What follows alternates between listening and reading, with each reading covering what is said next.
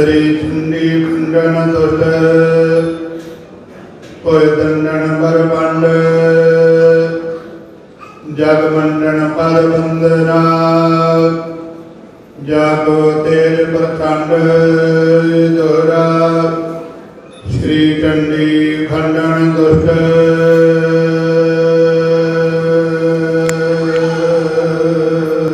वाहिगुरु जी का खालसा वाहिगुरु जी की फतेह। सतगुरां दी साजी नवाजी, गुरु प्यारी गुरु सवारी, गुरु की परम प्रीतवान साध संगत जी। चबर छातर तखत दे मालक,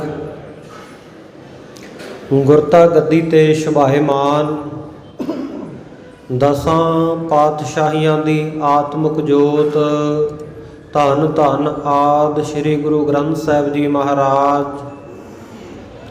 सच्चे पातशाह जी की मेहर का सदका गरीब नवाज पातशाह जी ने सानू निमाणियां नू निताणियां नू पापां दे भरे होयां नू अपने चरनां विच जुड़ बैठण का समा बख्शिया है। गुरुद्वारा शहीद बाबा निहाल सिंह जी नगर तलन विखे संध्या के दीवान की हाज़री भर रहे हाँ। संध्या के दीवाना विच रब्बी बाणी दे संगीत के नियमां के मुताबिक कीर्तन आप जी ने रागी सिंघां तो सरवण कीते। उपरंत रहराज साहिब जी के पाठ ग्रंथी सिंघां की रसना राही सच की बाणी का लाहा लिया है। हुण सतगुरु के पवित्र चरनां विच जुड़ के निता प्रति दे नेम के मुताबिक गुर इतिहास की लड़ीवार कथा विच हाज़रियां भर रहे हाँ। सतगुरु जी की रहमत का सदका धन धन साहिब श्री गुरु नानक देव जी महाराज जी का सोहना सुंदर इतिहास आपां निता प्रति लड़ीवार रूप विच प्रसंग विचारते आ रहे हाँ। चूड़ामणि कवि भाई साहब भाई संतोख सिंह जी उन्हां उत्ते अपार कृपा करके सतगुरु नानक देव जी महाराज जी ने जो अपना इतिहास सोहनी छंदाबंदी विच लिखवाया है। भाई बाले वाली जन्म साखी नूं आधार मन के कवि जी ने जिमें इतिहास लिखिया है वो आपां लड़ीवार रूप विच सरवण करते आ रहे हाँ। बीते कल आपां सरवण कीता कि सतगुरु नानक देव जी महाराज जदों मझां गावां नूं चारन वास्ते पिता जी की आग्या के मुताबिक बाहर जंगल विच बाहर वार खेतां विच जांदे हन। गर्मी की रुत दे विच सतगुरु सच्चे पातशाह जी एक दरख्त के हेठां आराम करन दे लई विराजे। कुछ समय बाद जदों दोपहरा ढल गया सूरज दूजे पासे हो गया। दरख्त की छां भी कुदरती गल है कि दूजे पासे जानी आ। सतगुरु जी के चेहरे उत्ते धुप आ गई, पसीना चोण लग पिया। सतगुरु साहब जी उवें ही विराजमान हैं। इन्ने नूं शेषनाग ने वेख्या दीन दुनिया के मालक के चेहरे के उत्ते धुप आ रही है। आ मैनू वड्डियां भागां दे नाल सेवा का मौका मिल रहा है। ते साध संगत जी चिट्टा रंग धारण करके ना ये शेषनाग ने आके सतगुरु जी के चेहरे के उत्ते फन खिलार के छां कर दी। कुछ समय बाद राय भोए की तलवंडी का चौधरी इत्थों का राजा राय बलार ਉਹ ਆਪਣੇ ਸਿਪਾਹੀਆਂ ਸਮੇਤ ਇੱਥੋਂ ਦੀ ਲੰਘਿਆ ਗੁਜ਼ਰਿਆ। ਜਦੋਂ ਉਹਨੇ ਵੇਖਿਆ ਕਿ ਮਹਿਤਾ ਕਾਲੂ ਜੀ ਦੇ, ਮੇਰੇ ਪਟਵਾਰੀ ਦੇ ਸਪੁੱਤਰ ਸਤਿਗੁਰੂ ਨਾਨਕ ਦੇਵ ਜੀ ਦੇ ਚਿਹਰੇ ਉੱਤੇ ਸੱਪ ਨੇ ਛਾਇਆ ਕੀਤੀ ਹੋਈ ਹੈ, ਦੇਖਣ ਦੇ ਲਈ ਘੋੜੇ ਤੋਂ ਉਤਰਿਆ। ਉਸ ਵੇਲੇ ਸ਼ੇਸ਼ਨਾਗ ਧਰਤੀ ਦੇ ਵਿੱਚ ਅਲੋਪ ਹੋ ਗਿਆ। ਇਹਦੇ ਮਨ ਵਿੱਚ ਬੜੀ ਭਾਵਨਾ ਆਈ ਕਿ ਇਹ ਕੋਈ ਆਮ ਬਾਲਕ ਨਹੀਂ, ਪਰਮੇਸ਼ਰ ਦੇ ਅਵਤਾਰ ਮਹਾਂਪੁਰਖ ਹਨ। ਇਹਨੇ ਮਨ ਹੀ ਮਨ ਸਤਿਗੁਰੂ ਜੀ ਨੂੰ ਨਮਸਕਾਰ ਕੀਤੀ, ਮੱਥਾ ਟੇਕਿਆ। ਸਤਿਗੁਰੂ ਜੀ ਦੇ ਸਤਿਕਾਰ ਵਾਸਤੇ ਉੱਠ ਕੇ ਖੜੇ ਹੋਏ ਬਜ਼ੁਰਗ ਹਨ, ਸਾਡੇ ਨਗਰ ਦੇ ਰਾਜੇ ਹਨ, ਮੁਖੀਆ ਹਨ। ਬਾਲਕ ਅਵਸਥਾ ਵਿੱਚ ਸਤਿਗੁਰੂ ਜੀ ਨੇ ਉੱਠ ਕੇ ਸਤਿਕਾਰ ਕੀਤਾ। ਇਹਨੇ ਸਤਿਗੁਰੂ ਸਾਹਿਬ ਜੀ ਨੂੰ ਘੁੱਟ ਕੇ ਗਲਵੱਕੜੀ ਦੇ ਵਿੱਚ ਲੈ ਲਿਆ। ਉਸ ਤੋਂ ਬਾਅਦ ਆਪਣੇ ਘਰ ਜਾ ਕੇ ਸਤਿਗੁਰੂ ਸਾਹਿਬ ਜੀ ਦੇ ਪਿਤਾ ਮਹਿਤਾ ਕਾਲੂ ਜੀ ਨੂੰ ਕੋਲ ਬੁਲਾ ਕੇ ਆਖਿਆ ਕਿ ਆਪਣੇ ਪੁੱਤਰ ਨੂੰ ਮਤਾ ਸਮਝੀ ਕਿ ਮੇਰਾ ਪੁੱਤਰ ਨਾਨਕ ਹੈ, ਇਹ ਕੋਈ ਔਲੀਆ ਅਵਤਾਰ, ਰੱਬ ਦਾ ਪਿਆਰਾ, ਪਰਮਾਤਮਾ ਦੀ ਜੋਤ, ਆਪ ਸਾਡੇ ਤਲਵੰਡੀ ਨਗਰ ਨੂੰ ਆ ਕੇ ਭਾਗ ਲਾ ਰਹੇ ਹਨ। ਖਿਆਲ ਕਰੀ ਕਦੇ ਵੀ ਇਹਨਾਂ ਨੂੰ ਕੁਝ ਉੱਚਾ ਨੀਵਾਂ ਨਹੀਂ ਕਹਿਣਾ, ਕੋਈ ਭੈੜੇ ਵਚਨ ਨਹੀਂ ਬੋਲਣੇ, ਇਹਨਾਂ ਦਾ ਦਿਲ ਨਹੀਂ ਦਿਖਾਉਣਾ ਕਿਸੇ ਵੀ ਤਰੀਕੇ। ਜੋ ਇਹ ਆਪਣੀ ਮੌਜ ਵਿੱਚ ਕਰਨ, ਇਹਨਾਂ ਨੂੰ ਕਰਨ ਦਿਓ। ਤੈਨੂੰ ਜੇਕਰ ਲੱਗਦਾ ਹੈ ਕੋਈ ਮੈਨੂੰ ਘਾਟਾ ਪੈ ਰਿਹਾ ਹੈ, ਜਿੰਨਾ ਤੈਨੂੰ ਘਾਟਾ ਪਵੇ, ਜਿੰਨਾ ਤੇਰਾ ਨੁਕਸਾਨ ਕਰਨ, ਉਹ ਮੇਰੇ ਤੋਂ ਆ ਕੇ ਲੈ ਲਵੇ। ਇਉਂ ਭਾਵਨਾ ਵਾਲੇ ਵਚਨ ਕੀਤੇ। ਸਾਰੇ ਤਲਵੰਡੀ ਨਗਰ ਦੇ ਵਿੱਚ ਇਹ ਗੱਲ ਫੈਲ ਗਈ ਕਿ ਰਾਏ ਬਲਾਰ ਜੀ ਨੇ ਆਪਣੇ ਅੱਖੀਂ ਇਹ ਕੌਤਕ ਵੇਖਿਆ, ਮਹਿਤਾ ਕਾਲੂ ਜੀ ਦਾ ਪੁੱਤਰ ਕੋਈ ਆਮ ਬਾਲਕ ਨਹੀਂ, ਅਵਤਾਰੀ ਪੁਰਖ ਹੈ। ਸੋ ਸਾਧ ਸੰਗਤ ਜੀ, ਬੜਾ ਸਤਿਗੁਰੂ ਜੀ ਦਾ ਜਸ ਘਰ ਘਰ ਹੋਣ ਲੱਗਿਆ, ਵਡਿਆਈ ਹੋਣ ਲੱਗੀ। ਮਹਿਤਾ ਕਾਲੂ ਜੀ ਨੇ ਬਚਨ ਤਾਂ ਸੁਣੇ ਰਾਏ ਬਲਾਰ ਦੇ, ਪਰ ਮਾਇਆ ਦਾ ਪਰਦਾ ਐਸਾ ਪਿਆ ਹੋਇਆ ਸੀ, ਸਤਿਗੁਰੂ ਦੀ ਕੋਈ ਐਸੀ ਮੌਜ ਸੀ, ਉਹਨਾਂ ਨੂੰ ਗਿਆਨ ਨਾ ਹੋਣ ਦਿੱਤਾ। ਉਹ ਆਪਣਾ ਪੁੱਤਰ ਹੀ ਸਮਝਦੇ ਰਹੇ।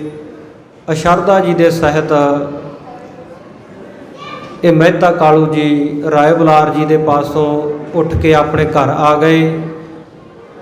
ਸੋ ਇਸ ਪ੍ਰਕਾਰ ਇੱਧਰ ਮਾਤਾ ਨਾਨਕੀ ਜੀ ਨੇ, ਵਾਹਿਗੁਰੂ ਮਾਤਾ ਤ੍ਰਿਪਤਾ ਜੀ ਨੇ ਜਦੋਂ ਦੇਖਿਆ ਮੇਰਾ ਪੁੱਤਰ ਦਿਨ ਭਰ ਬਹੁਤ ਗਰਮੀ ਵਿੱਚ ਮੱਝਾਂ ਗਾਵਾਂ ਨੂੰ ਚਾਰਦਾ ਹੈ, ਚਿਹਰੇ ਦਾ ਰੰਗ ਵੀ ਕਾਲਾ ਪੈ ਗਿਆ, ਗਰਮੀ ਨਾਲ ਸਰੀਰ ਵੀ ਲਿੱਸਾ ਹੋ ਗਿਆ, ਵਚਨ ਕੀਤਾ ਕਿ ਅੱਜ ਤੋਂ ਬਾਅਦ ਤੁਸੀਂ ਮੱਝਾਂ ਗਾਵਾਂ ਨੂੰ ਲੈ ਕੇ ਕਿਤੇ ਨਹੀਂ ਜਾਣਾ, ਨਗਰ ਦੇ ਵਿੱਚ ਹੀ ਬਾਲਕਾਂ ਦੇ ਨਾਲ ਖੇਡਿਆ ਕਰੋ। ਪਿਤਾ ਮਹਿਤਾ ਕਾਲੂ ਜੀ ਨੇ ਵੀ ਇਹ ਸਹਿਮਤੀ ਦੇ ਦਿੱਤੀ। ਇਉਂ ਸਤਿਗੁਰੂ ਸੱਚੇ ਪਾਤਸ਼ਾਹ ਜੀ ਤਲਵੰਡੀ ਨਗਰ ਦੇ ਵਿੱਚ ਵਿਰਾਜ ਰਹੇ ਹਨ। ਰਾਏ ਭੋਏ ਦੀ ਤਲਵੰਡੀ, ਜਿਸ ਨੂੰ ਅੱਜ ਕੱਲ੍ਹ ਆਪਾਂ ਸਤਿਗੁਰੂ ਸਾਹਿਬ ਜੀ ਦੇ ਆਗਮਨ ਦਾ ਕਰਕੇ ਨਨਕਾਣਾ ਸਾਹਿਬ ਕਹਿੰਦੇ ਹਾਂ। ਬਾਲਕ ਅਵਸਥਾ ਹੈ ਧੰਨ ਗੁਰੂ ਨਾਨਕ ਦੇਵ ਜੀ ਮਹਾਰਾਜ ਜੀ ਦੀ।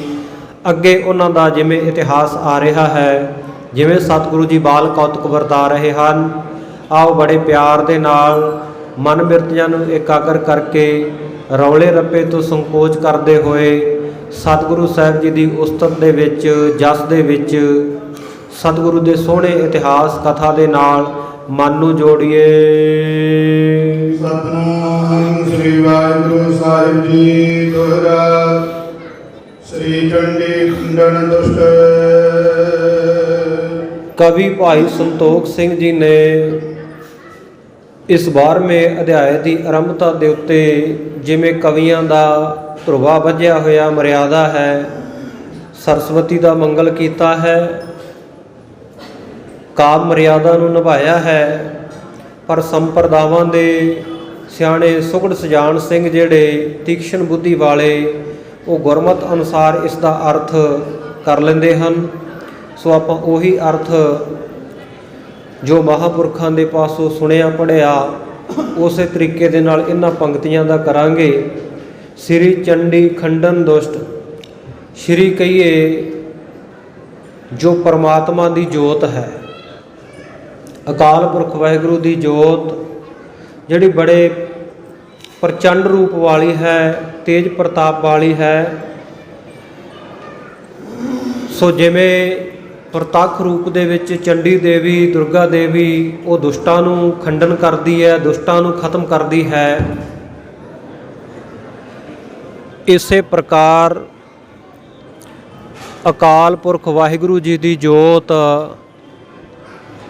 ਜੋ ਚੰਡੀ ਰੂਪ ਹੈ, ਪ੍ਰਚੰਡ ਰੂਪ ਵਾਲੀ ਹੈ, ਸ਼੍ਰੀ ਚੰਡੀ ਖੰਡਨ ਦੁਸ਼ਟ, ਦੁਸ਼ਟਾਂ ਨੂੰ ਜਿਹੜੇ ਕਾਮ ਕ੍ਰੋਧ ਲੋਭ ਮੋਹ ਹੰਕਾਰ ਇਤਿਆਦਿਕ ਦੁਸ਼ਟ ਵੈਰੀ ਹਨ ਸਾਡੇ ਮਨ ਦੇ ਬੁੱਧੀ ਦੇ ਅੰਤਸ਼ਕਰਨ ਦੇ, ਉਹਨਾਂ ਨੂੰ ਨਾਸ਼ ਕਰਦੀ ਹੈ। ਭੁਜ ਦੰਡਨ ਬਰਪੰਡ, ਇਸ ਪ੍ਰਕਾਰ ਜਿਹੜੇ ਭੁਜ ਦੰਡਨ ਭੁਜਾਵਾਂ ਦੇ ਨਾਲ ਦੰਡ ਦੇਣ ਵਾਲੇ ਜਮਦੂਤ ਆਦਿਕ ਹਨ, ਉਹਨਾਂ ਦੇ ਉੱਤੇ ਵੀ ਅਕਾਲ ਪੁਰਖ ਵਾਹਿਗੁਰੂ ਦੀ ਜੋਤ ਜਿਹੜੀ ਆ ਉਹ ਸਾਧ ਸੰਗਤ ਜੀ ਬਰ ਬੰਡ ਬਲ ਦੇ ਸਹਿਤ ਹੈ, ਬਲਵੰਤ ਹੈ, ਬੜੇ ਬਲ ਵਾਲੀ ਹੈ। ਜਗ ਮੰਡਨ ਪਦ ਬੰਦਨਾ, ਔਰ ਇਸ ਪ੍ਰਕਾਰ ਅਕਾਲ ਪੁਰਖ ਵਾਹਿਗੁਰੂ ਜੀ ਦੀ ਜੋਤ ਦੁਸ਼ਟਾਂ ਦਾ ਪ੍ਰਤੱਖ ਤੌਰ ਦੇ ਉੱਤੇ ਵੀ ਜਿਹੜੇ ਸਾਧੂ ਮਹਾਤਮਾ ਨੂੰ ਤੰਗ ਕਰਨ ਵਾਲੇ ਕੋਈ ਦੁਸ਼ਟ ਲੋਕ ਹਨ ਉਹਨਾਂ ਦਾ ਖਾਤਮਾ ਕਰਦੀ ਹੈ, ਕਾਮ ਕ੍ਰੋਧ ਲੋਭ ਮੋਹ ਹੰਕਾਰ ਆਦਿਕ ਦਾ ਵੀ ਖਾਤਮਾ ਕਰਦੀ ਹੈ, ਔਰ ਜਮਦੂਤ ਆਦਿ ਦੇ ਉੱਤੇ ਵੀ ਬਲੀ ਹੈ, ਬੜੇ ਬਲ ਵਾਲੀ ਹੈ, ਜਗ ਨੂੰ ਸੰਵਾਰਨ ਵਾਲੀ ਹੈ। ਜਗ ਮੰਡਨ ਪਦ ਬੰਦਨਾ, ਐਸੀ ਜਗਤ ਨੂੰ ਸੰਵਾਰਨ ਵਾਲੀ ਉਸ ਸ਼ਕਤੀ ਅਕਾਲ ਪੁਰਖ ਦੀ ਜੋਤ ਦੇ ਚਰਨਾਂ ਦੇ ਵਿੱਚ ਕਵੀ ਜੀ ਕਹਿੰਦੇ ਮੈਂ ਨਮਸਕਾਰ ਕਰਦਾ ਹਾਂ। ਜਪ ਤੇਜ ਪ੍ਰਚੰਡ, ਅਕਾਲ ਪੁਰਖ ਜੀ ਦੀ ਜੋਤ ਜਿਹਦਾ ਬਹੁਤ ਜ਼ਿਆਦਾ ਤੇਜ ਪ੍ਰਤਾਪ ਹੈ, ਪਰਮ ਸੱਤਾ ਹੈ, ਸਭ ਤੋਂ ਸੁਪਰੀਮ ਪਾਵਰ ਹੈ। ਸ੍ਰੀ ਬਾਲਾ ਸੰਤੁਰ ਵਾਚਾ, ਸਤਿਗੁਰੂ ਜੀ ਦੇ ਵੱਡਿਆਂ ਭਾਗਾਂ ਵਾਲੇ ਸ਼ੋਭਾ ਵਾਲੇ ਗੁਰੂ ਕੇ ਸਿੱਖ ਭਾਈ ਬਾਲਾ ਸੰਧੂ ਜੀ ਜਿਹੜੇ ਨਨਕਾਣਾ ਸਾਹਿਬ ਦੇ ਹੀ ਰਹਿਣ ਵਾਲੇ ਸਨ, ਜਿਨ੍ਹਾਂ ਨੇ ਜੀਵਨ ਪਰਯੰਤ ਸਤਿਗੁਰੂ ਸਾਹਿਬ ਜੀ ਦੀ ਸੰਗਤ ਕੀਤੀ, ਗੁਰੂ ਨਾਨਕ ਦੇਵ ਜੀ ਮਹਾਰਾਜ ਜੀ ਦੇ ਸਾਥੀ ਰਹੇ, ਦੇਸ਼ਾਂ ਦੇਸ਼ਾਂਤਰਾਂ ਦੇ ਰਟਣ ਦੇ ਵੇਲੇ ਵੀ ਸਤਿਗੁਰੂ ਸਾਹਿਬ ਜੀ ਦੇ ਹਮੇਸ਼ਾ ਨਾਲ ਰਹਿੰਦੇ ਰਹੇ। ਸਤਿਗੁਰੂ ਜੀ ਦੇ ਬਹੁਤ ਸਾਰੇ ਬਾਲ ਕੌਤਕਾਂ ਨੂੰ ਵੀ ਜਾਣਦੇ ਸਨ। ਖਡੂਰ ਸਾਹਿਬ ਦੀ ਧਰਤੀ ਉੱਤੇ ਗੁਰਦੁਆਰਾ ਤਪਿਆਣਾ ਸਾਹਿਬ ਵਾਲੀ ਜਗ੍ਹਾ ਉੱਤੇ ਗੁਰੂ ਅੰਗਦ ਦੇਵ ਜੀ, ਬਾਬਾ ਬੁੱਢਾ ਸਾਹਿਬ ਜੀ, ਭਾਈ ਜੀਵਾ ਜੀ, ਭਾਈ ਜੋਧ ਜੀ ਇਤਿਆਦਿਕ ਗੁਰੂ ਕੇ ਸਿੱਖਾਂ ਨੂੰ, ਹੋਰ ਸੰਗਤਾਂ ਨੂੰ ਭਾਈ ਬਾਲਾ ਜੀ ਸਤਿਗੁਰੂ ਨਾਨਕ ਦੇਵ ਜੀ ਦਾ ਇਤਿਹਾਸ ਸੁਣਾ ਰਹੇ ਹਨ। ਚੌਪਈ ਹੈ ਬਾਲਾ ਸ੍ਰੀ ਅੰਗਦ ਗੁਰ ਜੀ, ਭਾਈ ਬਾਲਾ ਜੀ ਕਹਿਣ ਲੱਗੇ, ਹੇ ਸ਼ੋਭਾ ਵਾਲੇ, ਹੇ ਸਿਰਮੌਰ ਸਤਿਗੁਰੂ ਗੁਰੂ ਅੰਗਦ ਦੇਵ ਜੀ ਮਹਾਰਾਜ, ਸੁਨੋ ਕਥਾ ਨਾਸ਼ਕ ਤ੍ਰੈ ਜੁਰ ਕੀ, ਆਪ ਜੀ ਮੇਰੇ ਪਾਸੋਂ ਹੁਣ ਹੋਰ ਅੱਗੇ ਕਥਾ ਸੁਣੋ, ਹੋਰ ਇਤਿਹਾਸ ਸੁਣੋ ਸਤਿਗੁਰੂ ਨਾਨਕ ਦੇਵ ਜੀ ਮਹਾਰਾਜ ਜੀ ਦਾ, ਜਿਹੜੇ ਕਿ ਨਾਸ਼ਕ ਤ੍ਰੈ ਜੁਰ ਕੀ, ਜਿਹੜੇ ਤਿੰਨੇ ਪ੍ਰਕਾਰ ਦੇ ਤਾਪਾਂ ਨੂੰ, ਆਦਿ ਵਿਆਧੀ ਉਪਾਧੀ ਨੂੰ ਨਾਸ਼ ਕਰਨ ਵਾਲੇ ਹਨ। ਉਸ ਸਤਿਗੁਰੂ ਨਾਨਕ ਦੇਵ ਜੀ ਦੀ ਕਥਾ ਸੁਣੋ। ਗਰਮੀ ਦੀ ਰੁੱਤ ਲੰਘ ਗਈ, ਗਰਮੀ ਦੀ ਰੁੱਤ ਲੰਘਣ ਤੋਂ ਬਾਅਦ ਅਗਲੀ ਰੁੱਤ ਪਾਵਸ ਭਾਵ ਬਰਸਾਤ ਦੀ ਰੁੱਤ ਆ ਗਈ। ਗਗਨ ਦੇ ਵਿੱਚ, ਆਕਾਸ਼ ਦੇ ਵਿੱਚ ਬੱਦਲ ਦਿਖਾਈ ਦੇਣੇ ਸ਼ੁਰੂ ਹੋ ਗਏ। ਜਿਵੇਂ ਕਿਸੇ ਪੂਰਬਲੇ ਤਪ ਕਰਨ ਵਾਲੇ ਤਪਸਵੀ ਜਗਿਆਸੂ ਜਿਹਦੇ ਮਨ ਦੇ ਵਿੱਚ ਜਗਿਆਸਾ ਹੈ, ਆਸ਼ਾ ਹੈ ਰੱਬ ਦੇ ਨਾਮ ਦੀ, ਰੱਬ ਦੇ ਨਾਮ ਲੈਣ ਵਾਲਿਆਂ ਦੇ ਪ੍ਰੇਮ ਦੀ। ਸੋ ਜਿਵੇਂ ਕਹਿੰਦੇ ਕਿਸੇ ਜਗਿਆਸੂ ਦੇ ਪੂਰਬਲੇ ਭਾਗ ਜਾਗੇ ਹੋਣ, ਔਰ ਸੁੱਖਾਂ ਦੇ ਰਾਸ, ਸੁੱਖਾਂ ਦੇ ਖਜ਼ਾਨੇ ਕੋਈ ਸਾਧੂ ਮਹਾਤਮਾ ਸੰਤ, ਸਤ ਸੰਤੋਖ ਦੇ ਧਾਰਨੀ, ਜਿਨ੍ਹਾਂ ਸਾਸ ਗਰਾਸ ਨਾ ਵਿਸਰੈ, ਹਰ ਨਾਮਾ ਮਨ ਮੰਤ, ਧਨ ਸੇ ਨਾਨਕਾ ਪੂਰਨ ਸੋਈ ਸੰਤ। ਕੋਈ ਸਾਧੂ ਮਹਾਤਮਾ ਉਹ ਧਰਤੀ ਦੇ ਉੱਤੇ ਤਨ ਧਾਰਨ, ਧਰਤੀ ਦੇ ਉੱਤੇ ਪ੍ਰਗਟ ਹੋਣ ਤੇ ਆ ਕੇ ਜਗਿਆਸੂ ਨੂੰ ਨਾਮ ਦੀ ਦਾਤ ਦੇਣ, ਬ੍ਰਹਮ ਗਿਆਨ ਦੀ ਦਾਤ ਬਖਸ਼ ਦੇਣ। ਵੀ ਘਟਾ ਕਾਲੀ ਜਿਵ ਕਾਲੀ, ਕਾਲੀਆਂ ਘਟਾਵਾਂ ਆਕਾਸ਼ ਦੇ ਵਿੱਚ ਇਉਂ ਛਾਈਆਂ ਹੋਈਆਂ, ਇਉਂ ਚੜ੍ਹੀਆਂ ਹੋਈਆਂ, ਮਾਨੋ ਜਿਵੇਂ ਕਾਲੀ ਦੇਵੀ ਦਾ ਰੂਪ ਹੋਣ। ਪਰਨ ਵਜਰ ਵਜਾਵਤ ਤਾਲੀ, ਔਰ ਸਾਧ ਸੰਗਤ ਜੀ ਜਿਹੜੀ ਆਕਾਸ਼ ਦੇ ਵਿੱਚ ਬਿਜਲੀ ਦਾ ਪੈਣਾ ਹੈ, ਸੋ ਇਸ ਪ੍ਰਕਾਰ ਆਕਾਸ਼ ਦੇ ਵਿੱਚ ਬਿਜਲੀ ਕੜਕ ਰਹੀ ਹੈ, ਬਿਜਲੀ ਪੈ ਰਹੀ ਹੈ, ਜਿਵੇਂ ਕਾਲੀ ਦੇਵੀ ਤਾੜੀ ਵਜਾਉਂਦੀ ਹੋਵੇ। ਸਾਸਨ ਬਾਗ ਸਰਾਸਨ ਜੋ, ਔਰ ਇੰਦਰ ਦਾ ਜਿਹੜਾ ਧਨੁਖ ਹੈ, ਇੰਦਰ ਧਨੁਸ਼ ਜਿਹੜਾ ਆਕਾਸ਼ ਵਿੱਚ ਬਣ ਜਾਂਦਾ ਹੈ ਮੀਂਹ ਪਏ ਤੋਂ ਬਾਅਦ, ਆਪਾਂ ਜਿਹਨੂੰ ਸਤਰੰਗੀ ਪੀਂਘ ਵੀ ਕਹਿੰਦੇ ਆ, ਬੁੱਢੀ ਮਾਈ ਦੀ ਪੀਂਘ ਵੀ ਕਹਿ ਦਿੰਦੇ ਆ। ਸੋ ਉਹ ਆਕਾਸ਼ ਦੇ ਵਿੱਚ ਸਾਧ ਸੰਗਤ ਜੀ ਇਸ ਤਰ੍ਹਾਂ ਬਣੀ ਹੋਈ ਹੈ।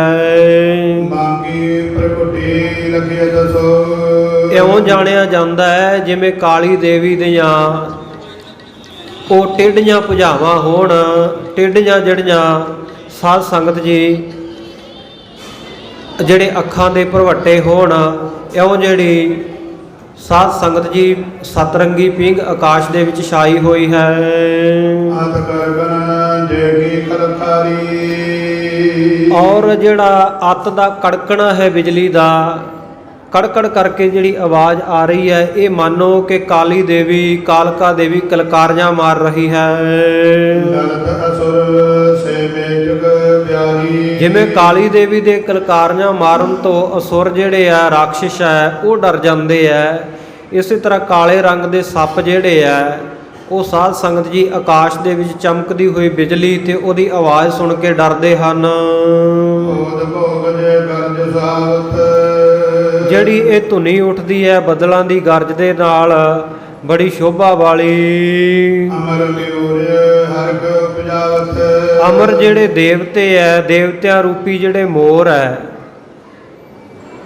ਉਹ ਸਾਧ ਸੰਗਤ ਜੀ ਬੜੇ ਹਰਖ ਉਪਜਾਵਤ, ਖੁਸ਼ੀ ਪੈਦਾ ਕਰਦੇ ਹਨ, ਪ੍ਰਸੰਨ ਹੁੰਦੇ ਹਨ। ਚੰਚਲ ਜੋ ਚੰਚਲਾ ਚਮਕਾਵਤ, ਚੰਚਲਾ ਜਿਹੜੀ ਬਿਜਲੀ ਹੈ ਉਹ ਬੜੀ ਚੰਚਲਤਾਈ ਦੇ ਨਾਲ ਚਮਕ ਰਹੀ ਹੈ, ਕਿਉਂਕਿ ਆਕਾਸ਼ ਵਿੱਚ ਬਿਜਲੀ ਇੱਕ ਜਗ੍ਹਾ ਦੇ ਉੱਤੇ ਟਿਕ ਕੇ ਨਹੀਂ ਚਮਕਦੀ ਹੁੰਦੀ, ਕਦੇ ਕਿਸੇ ਪਾਸੇ ਕਦੇ ਕਿਸੇ ਪਾਸੇ, ਇਉਂ ਬੜੀ ਚੰਚਲਤਾਈ ਦੇ ਨਾਲ ਤੇਜ਼ ਤੇਜ਼ ਕਦੇ ਕਿਸੇ ਦਿਸ਼ਾ ਵਿੱਚ ਕਦੇ ਕਿਸੇ ਦਿਸ਼ਾ ਵਿੱਚ ਆਕਾਸ਼ੀ ਬਿਜਲੀ ਚਮਕ ਰਹੀ ਹੈ। ਆਨ ਕਿਰਪਾਨ ਲੈ ਲਿਖਾਵਤ, ਇਉਂ ਲੱਗਦਾ ਹੈ ਜਿਵੇਂ ਦੇਵੀ ਦੇ ਹੱਥ ਦੇ ਵਿੱਚ ਕਿਰਪਾਨ ਨੱਚ ਰਹੀ ਹੋਵੇ, ਦੇਵੀ ਕਿਰਪਾਨ ਘੁਮਾ ਰਹੀ ਹੋਵੇ, ਇਉਂ ਬਿਜਲੀ ਦੀਆਂ ਲਿਸ਼ਕੋਰਾਂ ਪੈ ਰਹੀਆਂ ਹਨ। ਦੰਦ ਭੰਗ ਦੀ ਸ਼ੁਭਤ ਬਲਾਕਾ, ਔਰ ਕਾਲੇ ਕਾਲੇ ਬੱਦਲਾਂ ਦੇ ਵਿੱਚ ਜਿਹੜੇ ਚਿੱਟੇ ਚਿੱਟੇ ਬਗਲਿਆਂ ਦੀ ਡਾਰ ਉੱਡ ਰਹੀ ਹੈ, ਉਹ ਇਉਂ ਮੰਨੋ ਵੀ ਜਿਵੇਂ ਕਾਲੀ ਦੇਵੀ ਦੇ ਦੰਦਾਂ ਦੀ ਸੋਹਣੀ ਪੰਗਤੀ ਉਹਦੀ ਦੰਦਰੇੜ ਸ਼ੋਭਾ ਪਾ ਰਹੀ ਹੋਵੇ। ਸ਼ਿਆਮ ਰਸ ਰੂਪ ਬਣਿਓ ਅਸਤੰਕਾ, ਇਸ ਤਰੀਕੇ ਦੇ ਨਾਲ ਉਹਦਾ ਸ਼ਿਆਮ ਰੂਪ, ਕਾਲਾ ਰੂਪ ਬਣਿਆ ਹੋਇਆ ਹੈ। ਮੇਰੇ ਦਾਦਰ ਕੋ ਸ਼ਬਦ ਪੁਕਾਰਾ, ਸਾਰੇ ਜਿਹੜੇ ਡੱਡੂ ਹੈ ਉਹ ਮਿਲ ਕੇ ਬਹੁਤ ਉੱਚੀ ਉੱਚੀ ਸ਼ਬਦ ਪੁਕਾਰ ਰਹੇ ਹਨ, ਆਵਾਜ਼ਾਂ ਕੱਢ ਰਹੇ, ਗੜਾਏ ਗੜਾਏ ਕਰ ਰਹੇ ਹਨ। ਮਨੋ ਬੜਤ ਬਾਲਕ ਕਟਸਾਰਾ, ਇਉਂ ਮੰਨੋ ਵੀ ਜਿਵੇਂ ਬਾਲਕ, ਬੱਚੇ, ਵਿਦਿਆਰਥੀ ਕਿਸੇ ਪਾਠਸ਼ਾਲਾ ਵਿੱਚ, ਕਿਸੇ ਸਕੂਲ ਵਿੱਚ ਬੈਠੇ ਉੱਚੀ ਉੱਚੀ ਬੈਠ ਕੇ ਆਪਣਾ ਸਬਕ ਪਕਾ ਰਹੇ ਹੋਣ। ਜਲ ਤੇ ਜਲ ਗਇਓ ਜੋ ਜਵਾਸਾ, ਪਰ ਐਸੇ ਮੌਸਮ ਦੇ ਵਿੱਚ ਜਿੱਥੇ ਚਾਰੇ ਪਾਸੇ ਬਹਾਰ ਹੈ, ਉੱਥੇ ਜੜ੍ਹਾਂ ਤੋਂ ਹੀ ਜਲ ਗਏ, ਜੜ੍ਹਾਂ ਤੋਂ ਹੀ ਸੜ ਗਏ, ਮੱਚ ਗਏ ਜੂ ਜਵਾਸਾ। ਜਿਹੜੇ ਜਵਾਹੇ ਦੇ ਦਰਖਤ ਹਨ ਉਹ ਸਾਧ ਸੰਗਤ ਜੀ ਬਿਲਕੁਲ ਜੜ੍ਹਾਂ ਤੋਂ ਹੀ ਇਹਨਾਂ ਦੇ ਸਮੂਹ, ਇਹਨਾਂ ਦੇ ਝੁੰਡਾਂ ਦੇ ਝੁੰਡ ਸੜ ਗਏ ਹਨ, ਕਿਉਂਕਿ ਸਾਧ ਸੰਗਤ ਬਾਕੀ ਸਾਰੇ ਦਰਖਤ, ਸਾਰੀ ਬਨਸਪਤੀ ਮੌਲਦੀ ਹੈ ਜਦੋਂ ਮੀਂਹ ਪੈਂਦਾ। ਸਿਰਫ ਅੱਕ ਅਤੇ ਜਵਾਹੇ ਦਾ ਜਿਹੜਾ ਬੂਟਾ, ਇਹ ਇਹੋ ਜਿਹੇ ਬੂਟੇ ਆ, ਇਹੋ ਜਿਹੇ ਪੌਦੇ ਆ ਜਿਹੜੇ ਸਾਧ ਸੰਗਤ ਜੀ ਮੀਂਹ ਪੈਣ ਤੋਂ ਮੱਚ ਜਾਂਦੇ ਆ, ਸੜ ਜਾਂਦੇ ਆ, ਪੱਤੇ ਝੜ ਜਾਂਦੇ ਆ, ਫੁੱਲ ਇਹਨਾਂ ਦੇ ਡਿੱਗ ਪੈਂਦੇ ਆ। ਆ ਜਦੋਂ ਜੇਠ ਹਾੜ ਦੀ ਕੜਕਦੀ ਧੁੱਪ ਹੋਵੇ, ਅੱਤ ਦੀ ਗਰਮੀ ਹੋਵੇ, ਜਦੋਂ ਬਾਕੀ ਸਾਰੇ ਦਰਖਤਾਂ ਦੇ ਪੱਤੇ ਮੁਰਝਾ ਜਾਂਦੇ ਆ ਗਰਮੀ ਦੇ ਕਾਰਨ, ਤੇ ਆਪਾਂ ਦੇਖਦੇ ਆ ਪਿੰਡਾਂ ਦੇ ਵਿੱਚ, ਖੇਤਾਂ ਦੇ ਵਿੱਚ ਕਿ ਅੱਕ ਆਦਿਕ ਜਿਹੜੇ ਦਰਖਤ ਆ ਜਾਂ ਜਵਾਹੇ ਦੇ ਜਿਹੜੇ ਬੂਟੇ ਆ, ਅੱਕਾਂ ਦੇ ਬੂਟੇ ਆ, ਉਹ ਸਾਧ ਸੰਗਤ ਜੀ ਉਹਨਾਂ ਦੇ ਉੱਤੇ ਉਦੋਂ ਬਹਾਰ ਆਉਂਦੀ ਹੈ ਉਹ ਖਿੜਦੇ ਆ, ਉਲਟ ਸੁਭਾਅ ਹੈ ਉਹਨਾਂ ਦਾ। ਪਰ ਜਦੋਂ ਮੀਂਹ ਪੈਂਦਾ ਹੈ, ਬਰਸਾਤ ਪੈਂਦੀ ਹੈ, ਉਦੋਂ ਅੱਕ ਤੇ ਜਵਾਹੇ ਆਦਿਕ ਜਿਹੜੇ ਆ ਇਹ ਬਿਲਕੁਲ ਜਲ ਜਾਂਦੇ, ਸੜ ਜਾਂਦੇ ਹਨ। ਜਿਉ ਹਰਿ ਭਜਨ ਹੋਤ ਅਗਨਾਸ਼ਾ। ਕਵੀ ਜੀ ਨੇ ਸੋਹਣਾ ਪ੍ਰਮਾਣ ਦਿੱਤਾ ਹੈ, ਕਹਿੰਦੇ ਜਿਵੇਂ ਹਰੀ ਦੇ ਭਜਨ ਦੇ ਨਾਲ, ਵਾਹਿਗੁਰੂ ਦੇ ਸਿਮਰਨ ਦੇ ਨਾਲ, ਵਾਹਿਗੁਰੂ ਜੀ ਦਾ ਨਾਮ ਜਪਣ ਦੇ ਨਾਲ ਪਾਪਾਂ ਦਾ ਨਾਸ਼ ਹੋ ਜਾਂਦਾ, ਇਉਂ ਕਹਿੰਦੇ ਜਵਾਹੇ ਦੇ ਬੂਟਿਆਂ ਦਾ ਨਾਸ਼ ਹੋ ਜਾਂਦਾ ਹੈ। ਮੇਰੇ ਸਰਥਾ ਸੋਜੇ ਲਗਨਾਲਾ। ਜਿਹੜੇ ਛੋਟੇ ਛੋਟੇ ਨਾਲੇ ਹਨ, ਬਰਸਾਤਾਂ ਆਉਣ ਦੇ ਨਾਲ, ਬਾਰਿਸ਼ ਆਉਣ ਦੇ ਨਾਲ, ਮੀਂਹ ਪੈਣ ਦੇ ਨਾਲ ਚੱਲ ਪੈਂਦੇ ਆ, ਚੋਏ ਆਦਿਕ, ਉਹ ਕਹਿੰਦੇ ਸਾਰੇ ਸਰਤਾ ਦੇ ਵਿੱਚ, ਨਦੀ ਦੇ ਵਿੱਚ ਮਿਲ ਰਹੇ ਹਨ, ਜਾ ਜਾ ਕੇ ਪੈ ਰਹੇ ਹਨ। ਸਿੰਧ ਸਰੂਪ ਪਏ ਤੇ ਕਾਲਾ। ਤੇ ਅੱਗੋਂ ਨਦੀਆਂ ਦਾ ਰੂਪ ਹੋ ਕੇ ਨਦੀਆਂ ਅੱਗੇ ਜਾ ਕੇ ਸਮੁੰਦਰਾਂ ਵਿੱਚ ਪੈ ਜਾਂਦੀਆਂ ਹਨ। ਸੋ ਇਸ ਸਮੇਂ ਕਹਿੰਦੇ ਛੋਟੇ ਛੋਟੇ ਨਾਲੇ ਵੀ ਸਮੁੰਦਰ ਦਾ ਰੂਪ ਹੋ ਰਹੇ ਹਨ। ਬ੍ਰਹਮ ਗਿਆਨ ਭੇਜੈ ਸਰਮੁਖੋ। ਜਿਵੇਂ ਕਿਸੇ ਮੁਮੋਕਸ਼ੂ ਨੂੰ, ਮੁਕਤੀ ਦੀ ਇੱਛਾ ਰੱਖਣ ਵਾਲੇ ਨੂੰ ਬ੍ਰਹਮ ਗਿਆਨ ਦੀ ਦਾਤ ਪ੍ਰਾਪਤ ਹੋ ਜਾਵੇ। ਬ੍ਰਹਮ ਰੂਪ ਹੋਵਤ ਜਨ ਦੁਖ। ਬਿਨਾਂ ਕਿਸੇ ਦੋਸ਼ ਤੋਂ, ਸਭ ਪ੍ਰਕਾਰ ਦੇ ਦੋਸ਼ਾਂ ਤੋਂ ਰਹਿਤ ਹੋ ਕੇ ਉਹ ਮੁਮੋਕਸ਼ੂ, ਮੁਕਤੀ ਦੀ ਇੱਛਾ ਵਾਲਾ ਬ੍ਰਹਮ ਦਾ ਹੀ ਸਰੂਪ ਹੋ ਜਾਂਦਾ ਹੈ। ਇਸੇ ਤਰ੍ਹਾਂ ਛੋਟੇ ਛੋਟੇ ਨਾਲੇ ਜਿਹੜੇ ਆ ਉਹ ਇਸ ਜਗਿਆਸਾ ਵਿੱਚ ਕਿ ਅਸੀਂ ਸਮੁੰਦਰ ਦਾ ਰੂਪ ਹੋਣਾ, ਨਦੀਆਂ ਨਾਲ ਮਿਲਦੇ ਆ। ਨਦੀਆਂ ਅਤੇ ਵਾਹ ਪਵਹਿ ਸਮੁੰਦ ਨਾ ਜਾਣੀਆ ਹੈ, ਸਮੁੰਦਰ ਦੇ ਵਿੱਚ ਜਾ ਕੇ ਪੈ ਜਾਂਦੇ ਹਨ, ਉਹਦਾ ਰੂਪ ਹੋ ਜਾਂਦੇ ਹਨ। ਅਜ ਮਰਿਆਦ ਸ਼ਰੇ ਲਗਤਾਲਾ। ਜਿਹੜੇ ਛੋਟੇ ਛੋਟੇ ਤਲਾਬ ਹਨ, ਸਰੋਵਰ ਹਨ, ਪਾਣੀ ਦੇ ਛੋਟੇ ਸੋਮੇ ਹਨ, ਜਦੋਂ ਮੀਂਹ ਪਿਆ, ਬਹੁਤਾ ਮੀਂਹ ਪੈਣ ਦੇ ਨਾਲ ਉਹਨਾਂ ਵਿੱਚ ਉਛਾਲਾ ਆਇਆ, ਬਹੁਤਾ ਪਾਣੀ ਭਰ ਗਿਆ। ਜਿਉ ਸ਼੍ਰੀ ਮਦ ਤੇ ਨੀਚ ਕੁਚਾਲਾ। ਜਿਵੇਂ ਕਹਿੰਦੇ ਕੋਈ ਕੁਚਾਲਾ, ਭੈੜੀ ਚਾਲ ਵਾਲਾ, ਭੈੜਾ ਮਨੁੱਖ ਹੋਵੇ, ਭੈੜੇ ਲੱਛਣਾਂ ਵਾਲਾ, ਭੈੜੇ ਚਾਲ ਚੱਲਣ ਵਾਲਾ, ਉਹਨੂੰ ਮਾਇਆ ਦੀ ਪ੍ਰਾਪਤੀ ਹੋ ਜਾਵੇ ਨੀਚ ਬੰਦੇ ਨੂੰ, ਤੇ ਉਹ ਕਹਿੰਦੇ ਮਾਇਆ ਦੀ ਮਸਤੀ ਦੇ ਵਿੱਚ ਉਛਲਦਾ ਹੈ। ਇਸੇ ਤਰ੍ਹਾਂ ਗਰਮੀ ਦੀ ਰੁੱਤ ਦੇ ਵਿੱਚ ਜਿਹੜੀ ਹਨੇਰੀਆਂ ਆਦਿਕ ਚੱਲਣ ਕਰਕੇ, ਵਾਵਰੋਲੇ ਆਉਣ ਕਰਕੇ ਬਹੁਤ ਧੂੜ ਉੱਡੀ ਹੋਈ ਸੀ ਆਕਾਸ਼ ਦੇ ਵਿੱਚ, ਮੀਂਹ ਪੈਣ ਦੇ ਨਾਲ ਸਗਲ ਬਿਲਾਨੀ ਸਾਰੀ ਨਾਸ਼ ਹੋ ਗਈ, ਸਾਰੀ ਖਤਮ ਹੋ ਗਈ। ਜਿਵੇਂ ਸਾਧ ਸੰਗਤ ਜੀ ਸਤਿਗੁਰੂ ਸਾਹਿਬ ਜੀ ਨੂੰ ਮਿਲਣ ਕਰਕੇ ਭੈੜੀ ਮਤ ਨਾਸ਼ ਹੋ ਜਾਂਦੀ ਹੈ।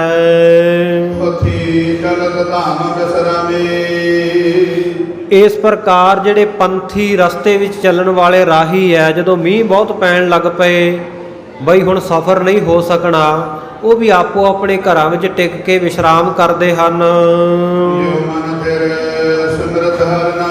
ਉਹ ਕਿਵੇਂ ਟਿਕ ਗਏ ਆਪਣੇ ਘਰਾਂ ਵਿੱਚ? ਜਿਵੇਂ ਵਾਹਿਗੁਰੂ ਦੇ ਨਾਮ ਦਾ ਸਿਮਰਨ ਕੀਤਿਆਂ ਮਨ ਟਿਕ ਜਾਂਦਾ ਹੈ। ਜਿਵੇਂ ਇਹ ਵਰਖਾ ਰੁੱਤ ਦੇ ਵਿੱਚ ਸਤਿਗੁਰੂ ਨਾਨਕ ਦੇਵ ਮਹਾਰਾਜ ਸੱਚੇ ਪਾਤਸ਼ਾਹ ਜੀ ਨੇ ਲੀਲਾ ਵਰਤਾਈ, ਕੌਤਕ ਕੀਤੇ ਹਨ।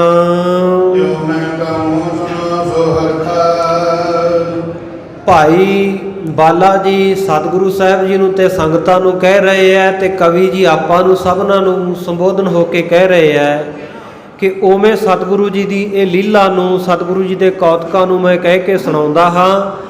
ਬੜੀ ਪ੍ਰਸੰਨਤਾ ਧਾਰ ਕੇ ਮਨ ਵਿੱਚ ਸਾਰੇ ਸੁਣਨਾ ਕਰੋ। ਇੱਕ ਦਿਨ ਪਿਤਾ ਮਹਿਤਾ ਕਾਲੂ ਜੀ ਨੇ ਸਤਿਗੁਰੂ ਨਾਨਕ ਦੇਵ ਜੀ ਮਹਾਰਾਜ ਜੀ ਨੂੰ ਗੋਦੀ ਵਿੱਚ ਲੈ ਕੇ ਸਤਿਗੁਰੂ ਜੀ ਨੂੰ ਲਾਡ ਲਡਾਇਆ, ਬੜਾ ਲਾਡ ਪਿਆਰ ਕੀਤਾ, ਔਰ ਉਹਨਾਂ ਦੇ ਪੁੰਨਿਆਂ ਦੇ ਚੰਦ ਵਰਗੇ ਚਿਹਰੇ ਵੱਲ ਤੱਕਿਆ।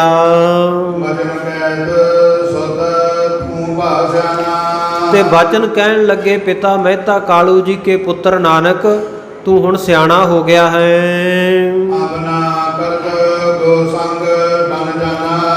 ਤੇ ਹੁਣ ਤੂੰ ਗਊਆਂ ਮੱਝਾਂ ਦੇ ਨਾਲ ਉੱਥੇ ਉਹਨਾਂ ਨੂੰ ਚਾਰਨ ਵਾਸਤੇ ਜੰਗਲ ਦੇ ਵਿੱਚ ਵੀ ਨਹੀਂ ਜਾਂਦਾ।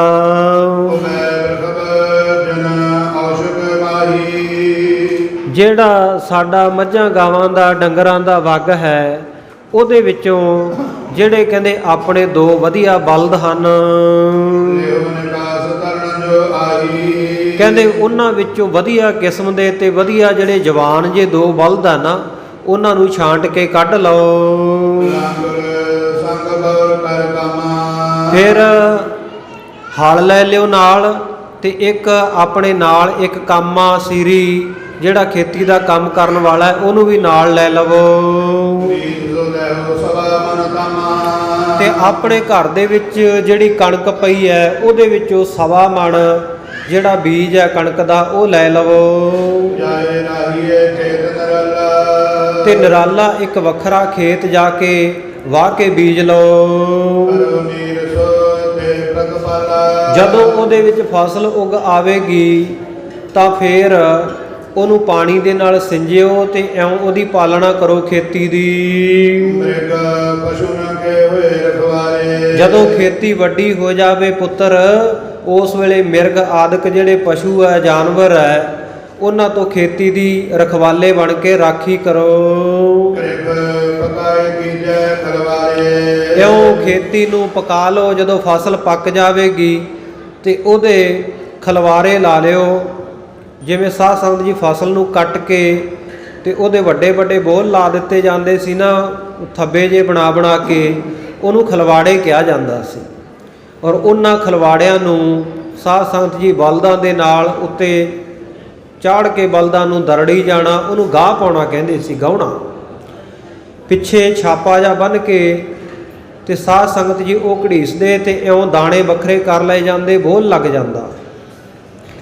ਪੁਰਾਣੇ ਸਮਿਆਂ ਦੇ ਵਿੱਚ ਇਹ ਤਰੀਕਾ ਸੀ। ਹੁਣ ਤਾਂ ਸਾਧ ਸੰਗਤ ਜੀ ਜ਼ਮਾਨਾ ਬਦਲ ਗਿਆ, ਨਵੀਆਂ ਨਵੀਆਂ ਮਸ਼ੀਨਾਂ ਆ ਗਈਆਂ, ਆ ਥ੍ਰੈਸ਼ਰ ਮਸ਼ੀਨਾਂ ਵਗੈਰਾ, ਉਹ ਵੀ ਪੁਰਾਣੇ ਜ਼ਮਾਨੇ ਦੀਆਂ ਗੱਲਾਂ ਹੋ ਗਈਆਂ। ਹੁਣ ਤਾਂ ਸਾਧ ਸੰਗਤ ਜੀ ਫਸਲ ਸਿੱਧੀ ਸਾਧ ਸੰਗਤ ਜੀ ਮਸ਼ੀਨਾਂ ਦੇ ਰਾਹੀਂ ਟਰਾਲੀ ਵਿੱਚ, ਟਰਾਲੀ ਤੋਂ ਮੰਡੀ ਵਿੱਚ ਤੇ ਮੰਡੀ ਤੋਂ ਜੇਬ ਵਿੱਚ ਆ ਜਾਂਦੀ ਆ। ਇਹ ਪੁਰਾਤਨ ਸਮਿਆਂ ਦੀ ਗੱਲ ਹੈ। ਜਿਹੜਾ ਉਸ ਵੇਲੇ ਸਾਧਨ ਹੁੰਦੇ ਸਨ, ਉਹਨਾਂ ਦੇ ਮੁਤਾਬਕ ਸਤਿਗੁਰੂ ਨਾਨਕ ਦੇਵ ਜੀ ਮਹਾਰਾਜ ਜੀ ਨੂੰ ਪਿਤਾ ਮਹਿਤਾ ਕਾਲੂ ਜੀ ਕਹਿ ਰਹੇ ਹਨ ਕਿ ਜਦੋਂ ਪੁੱਤਰ ਫਸਲ ਪੱਕ ਜਾਵੇ ਤੇ ਉਸ ਵੇਲੇ ਖਲਵਾੜੇ ਲਾ ਕੇ ਫਸਲ ਨੂੰ ਇੱਕ ਜਗ੍ਹਾ ਦੇ ਉੱਤੇ ਇਕੱਠੀ ਕਰਕੇ ਖਲਹਾਨ ਬੰਨ੍ਹ ਕੇ ਤੇ ਉਹ ਸਾਰੀ ਫਸਲ ਜਿਹੜੀ ਸਵਾਰ ਕੇ ਬੋਲ ਲਾ ਲੈਣੇ। ਜੇ ਇਸ ਤਰੀਕੇ ਦੇ ਨਾਲ ਸਾਡੇ ਘਰ ਦੇ ਵਿੱਚ ਇੱਕੇ ਵਾਰੀ ਬਹੁਤ ਸਾਰਾ ਅੰਨ ਅਨਾਜ ਆ ਗਿਆ ਤੋ ਉਸ ਵੇਲੇ ਮੈਂ ਤੇਰੇ ਨਾਲ 2-4 ਹੋਰ ਕੰਮ ਕਰਨ ਵਾਸਤੇ ਲਾ ਦੇਵਾਂਗਾ। ਸੋ ਇਸ ਤਰੀਕੇ ਦੇ ਨਾਲ ਜਿਹੜੀ ਕਿਰਤ ਕਰੋ, ਇਸ ਤਰੀਕੇ ਦੇ ਨਾਲ ਕੰਮਕਾਰ ਕਰੋ। ਜਦੋਂ ਤੁਸੀਂ ਪੂਰੀ ਮਿਹਨਤ ਦੇ ਨਾਲ ਇਉਂ ਖੇਤੀ ਕਰੋਗੇ, ਕਿਰਤ ਕਰੋਗੇ ਮਿਹਨਤ ਦੇ ਨਾਲ, ਤੇ ਸਾਡੇ ਘਰ ਦੇ ਵਿੱਚ ਬਹੁਤ ਸਾਰਾ ਜਿਹੜਾ ਧਨ ਆ ਜਾਏਗਾ, ਬਹੁਤ ਸਾਰਾ ਮਾਲ ਪਦਾਰਥ ਆ ਜਾਵੇਗਾ। ਜਦੋਂ ਪਿਤਾ ਜੀ ਨੇ ਆਖਿਆ ਵੀ ਜਦੋਂ ਇਸ ਤਰੀਕੇ ਨਾਲ ਤੁਸੀਂ ਵਧੀਆ ਫਸਲ ਉਗਾਓਗੇ, ਚੰਗੀ ਫਸਲ ਪੈਦਾ ਕਰੋਗੇ, ਘਰ ਵਿੱਚ ਫਸਲ ਲੈ ਕੇ ਆਓਗੇ ਤੇ ਉਹਨੂੰ ਵੇਚ ਵੱਟ ਕੇ ਸਾਡੇ ਘਰ ਵਿੱਚ ਅਖੋਟੀ ਧਨ ਦੇ ਭੰਡਾਰੇ ਲੱਗ ਜਾਣਗੇ, ਬਹੁਤਾ ਧਨ ਆ ਜਾਵੇਗਾ। ਪਿਤਾ ਜੀ ਦੇ ਇਹੋ ਜਿਹੇ ਵਚਨ ਸੁਣ ਕੇ ਜਿਹੜੇ ਧਨ ਦੀ ਤ੍ਰਿਸ਼ਨਾ ਦੇ ਵਿੱਚ ਲਪਟੇ ਹੋਏ ਵਚਨ ਸਨ, ਕਿਉਂਕਿ ਪਿਤਾ ਮਹਿਤਾ ਕਾਲੂ ਜੀ ਧਨ ਦੇ ਬਹੁਤ ਪ੍ਰੇਮੀ ਸਨ। ਸਤਿਗੁਰੂ ਸੱਚੇ ਪਾਤਸ਼ਾਹ ਨੇ ਕੌਤਕ ਹੀ ਕੋਈ ਐਸੀ ਮਾਇਆ ਉਹਨਾਂ ਦੇ ਉੱਤੇ ਪਰਦਾ ਪਾਇਆ ਹੋਇਆ ਸੀ ਕਿ ਹਮੇਸ਼ਾ ਧਨ ਕਮਾਉਣ ਦੇ ਵਿੱਚ, ਧਨ ਜੋੜਨ ਦੇ ਵਿੱਚ ਹੀ ਉਹਨਾਂ ਦੀ ਬਿਰਤੀ ਲੱਗੀ ਰਹਿੰਦੀ। ਸਤਿਗੁਰੂ ਨਾਨਕ ਦੇਵ ਜੀ ਮਹਾਰਾਜ ਨੂੰ ਰੱਬ ਰੂਪ ਦੇ ਵਿੱਚ ਤਾਂ ਬਿਲਕੁਲ ਲਾਸਟ ਦੇ ਉੱਤੇ ਆ ਕੇ ਜੀਵਨ ਦੇ ਅੰਤਲੇ ਪਲਾਂ ਵਿੱਚ ਉਹਨਾਂ ਨੇ ਜਾਣਿਆ ਕਿ ਇਹ ਪ੍ਰਮਾਤਮਾ ਸਰੂਪ ਹਨ। ਸੋ ਇਸ ਪ੍ਰਕਾਰ ਜਦੋਂ ਸਤਿਗੁਰੂ ਸਾਹਿਬ ਜੀ ਨੇ ਜਾਤਾ ਜਾਣਿਆ ਕਿ ਪਿਤਾ ਜੀ ਜਿਹੜੇ ਵਚਨ ਕਰ ਰਹੇ ਹਨ, ਇਹਨਾਂ ਵਿੱਚ ਧਨ ਦੀ ਤ੍ਰਿਸ਼ਨਾ ਹੈ,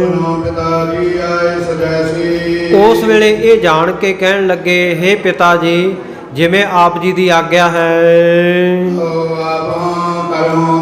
ਜਿਵੇਂ ਆਪ ਜੀ ਕਹੋਗੇ ਮੈਂ ਉਸੇ ਤਰ੍ਹਾਂ ਕਰਾਂਗਾ। ਤਬ ਕਾਲੂ ਦੀਏ ਬੀਜ ਤਕਾਇਆ। ਉਸ ਵੇਲੇ ਪਿਤਾ ਮਹਿਤਾ ਕਾਲੂ ਜੀ ਨੇ 1.25 ਮਣ ਬੀਜ ਤੋਲ ਕੇ ਦੇ ਦਿੱਤਾ। ਇੱਕ ਕਾਮਾ ਸਤ ਸੰਗ ਚਲਾਇਆ। ਇੱਕ ਕੰਮਕਾਰ ਕਰਨ ਵਾਲਾ ਸਿਰੀ ਪਾਲੀ ਉਹ ਆਪਣੇ ਪੁੱਤਰ ਸਤਿਗੁਰੂ ਨਾਨਕ ਦੇਵ ਜੀ ਦੇ ਨਾਲ ਰਲਾ ਕੇ ਭੇਜਿਆ।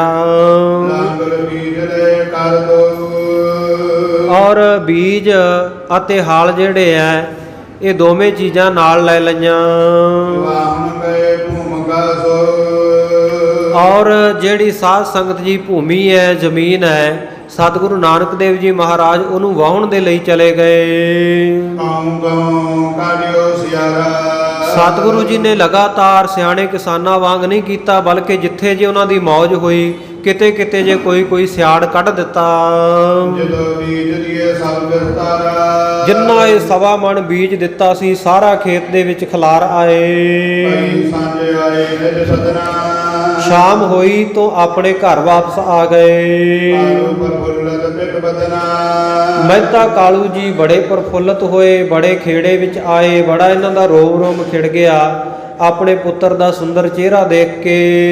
ਸ੍ਰੀ ਗੁਰ ਘਰ ਮੈਂ ਬਰਕਤ ਪਾਰੀ। ਭਾਈ ਬਾਲਾ ਜੀ ਕਹਿ ਰਹੇ ਆ, ਹੇ ਗੁਰੂ ਅੰਗਦ ਦੇਵ ਜੀ, ਧੰਨ ਗੁਰੂ ਨਾਨਕ ਦੇਵ ਮਹਾਰਾਜ ਸੱਚੇ ਪਾਤਸ਼ਾਹ ਜੀ ਦੇ ਕਰ ਕਮਲਾਂ ਵਿੱਚ ਬਹੁਤ ਭਾਰੀ ਬਰਕਤਾਂ ਹਨ। ਇਹ ਮੈਂ ਸਗਤ ਸੋ ਕਰੈ ਉਚਾਰੀ। ਕਿਹਦੇ ਵਿੱਚ ਐਸੀ ਸ਼ਕਤੀ ਹੈ, ਕਿਹਦੇ ਵਿੱਚ ਐਸੀ ਸਮਰੱਥਾ ਹੈ ਕਿ ਸਤਿਗੁਰੂ ਸੱਚੇ ਪਾਤਸ਼ਾਹ ਜੀ ਦੇ ਹਸਤ ਕਮਲਾਂ ਦੀ ਬਰਕਤ ਬਾਰੇ ਉਚਾਰ ਕੇ ਦੱਸ ਸਕੇ। ਤੀਸਰੇ ਪੀਸ ਬੁਝਾਈ। ਜਦੋਂ ਸਾਧ ਸੰਗਤ ਤੀਜਾ ਦਿਨ ਹੋਇਆ, ਤੀਜੇ ਦਿਨ ਖੇਤ ਹਰਾ ਭਰਾ ਹੋ ਗਿਆ, ਫਸਲ ਨਿਕਲ ਆਈ। ਜਨ ਅਮਨੀ ਨਿਜ ਅਨੰਦ ਜਨਾਈ। ਇਉਂ ਮੰਨੋ ਜਿਵੇਂ ਧਰਤੀ ਬਹੁਤ ਪ੍ਰਸੰਨਤਾ ਵਿੱਚ ਆ ਗਈ ਹੋਵੇ।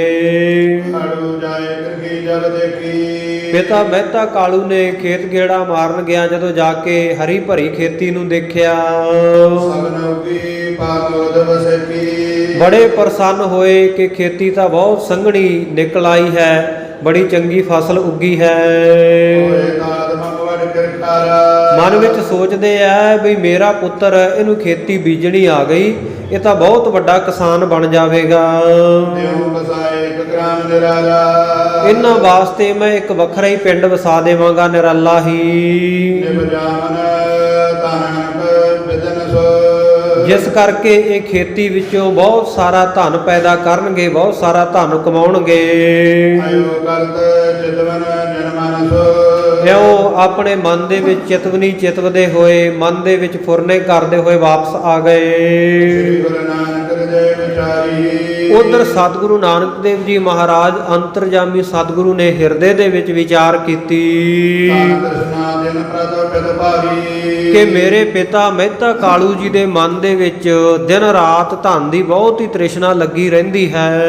ਜਾਂਦੇ ਅਭੀ ਬਨੈ ਨਵੇਰ। ਇਸ ਕਰਕੇ ਸਤਿਗੁਰੂ ਸਾਹਿਬ ਜੀ ਕਹਿੰਦੇ ਹੁਣੇ ਹੀ ਇਸ ਗੱਲ ਦਾ ਨਿਬੇੜਾ ਕਰ ਦੇਣਾ ਚਾਹੀਦਾ, ਹੁਣੇ ਹੀ ਆਪ ਨਿਬੇੜ ਦੇਣਾ ਚਾਹੀਦਾ ਹੈ। ਤਨ ਕੱਢਣੇ ਕੋ ਮਿਟਵੈ ਨਿਚੇਰ।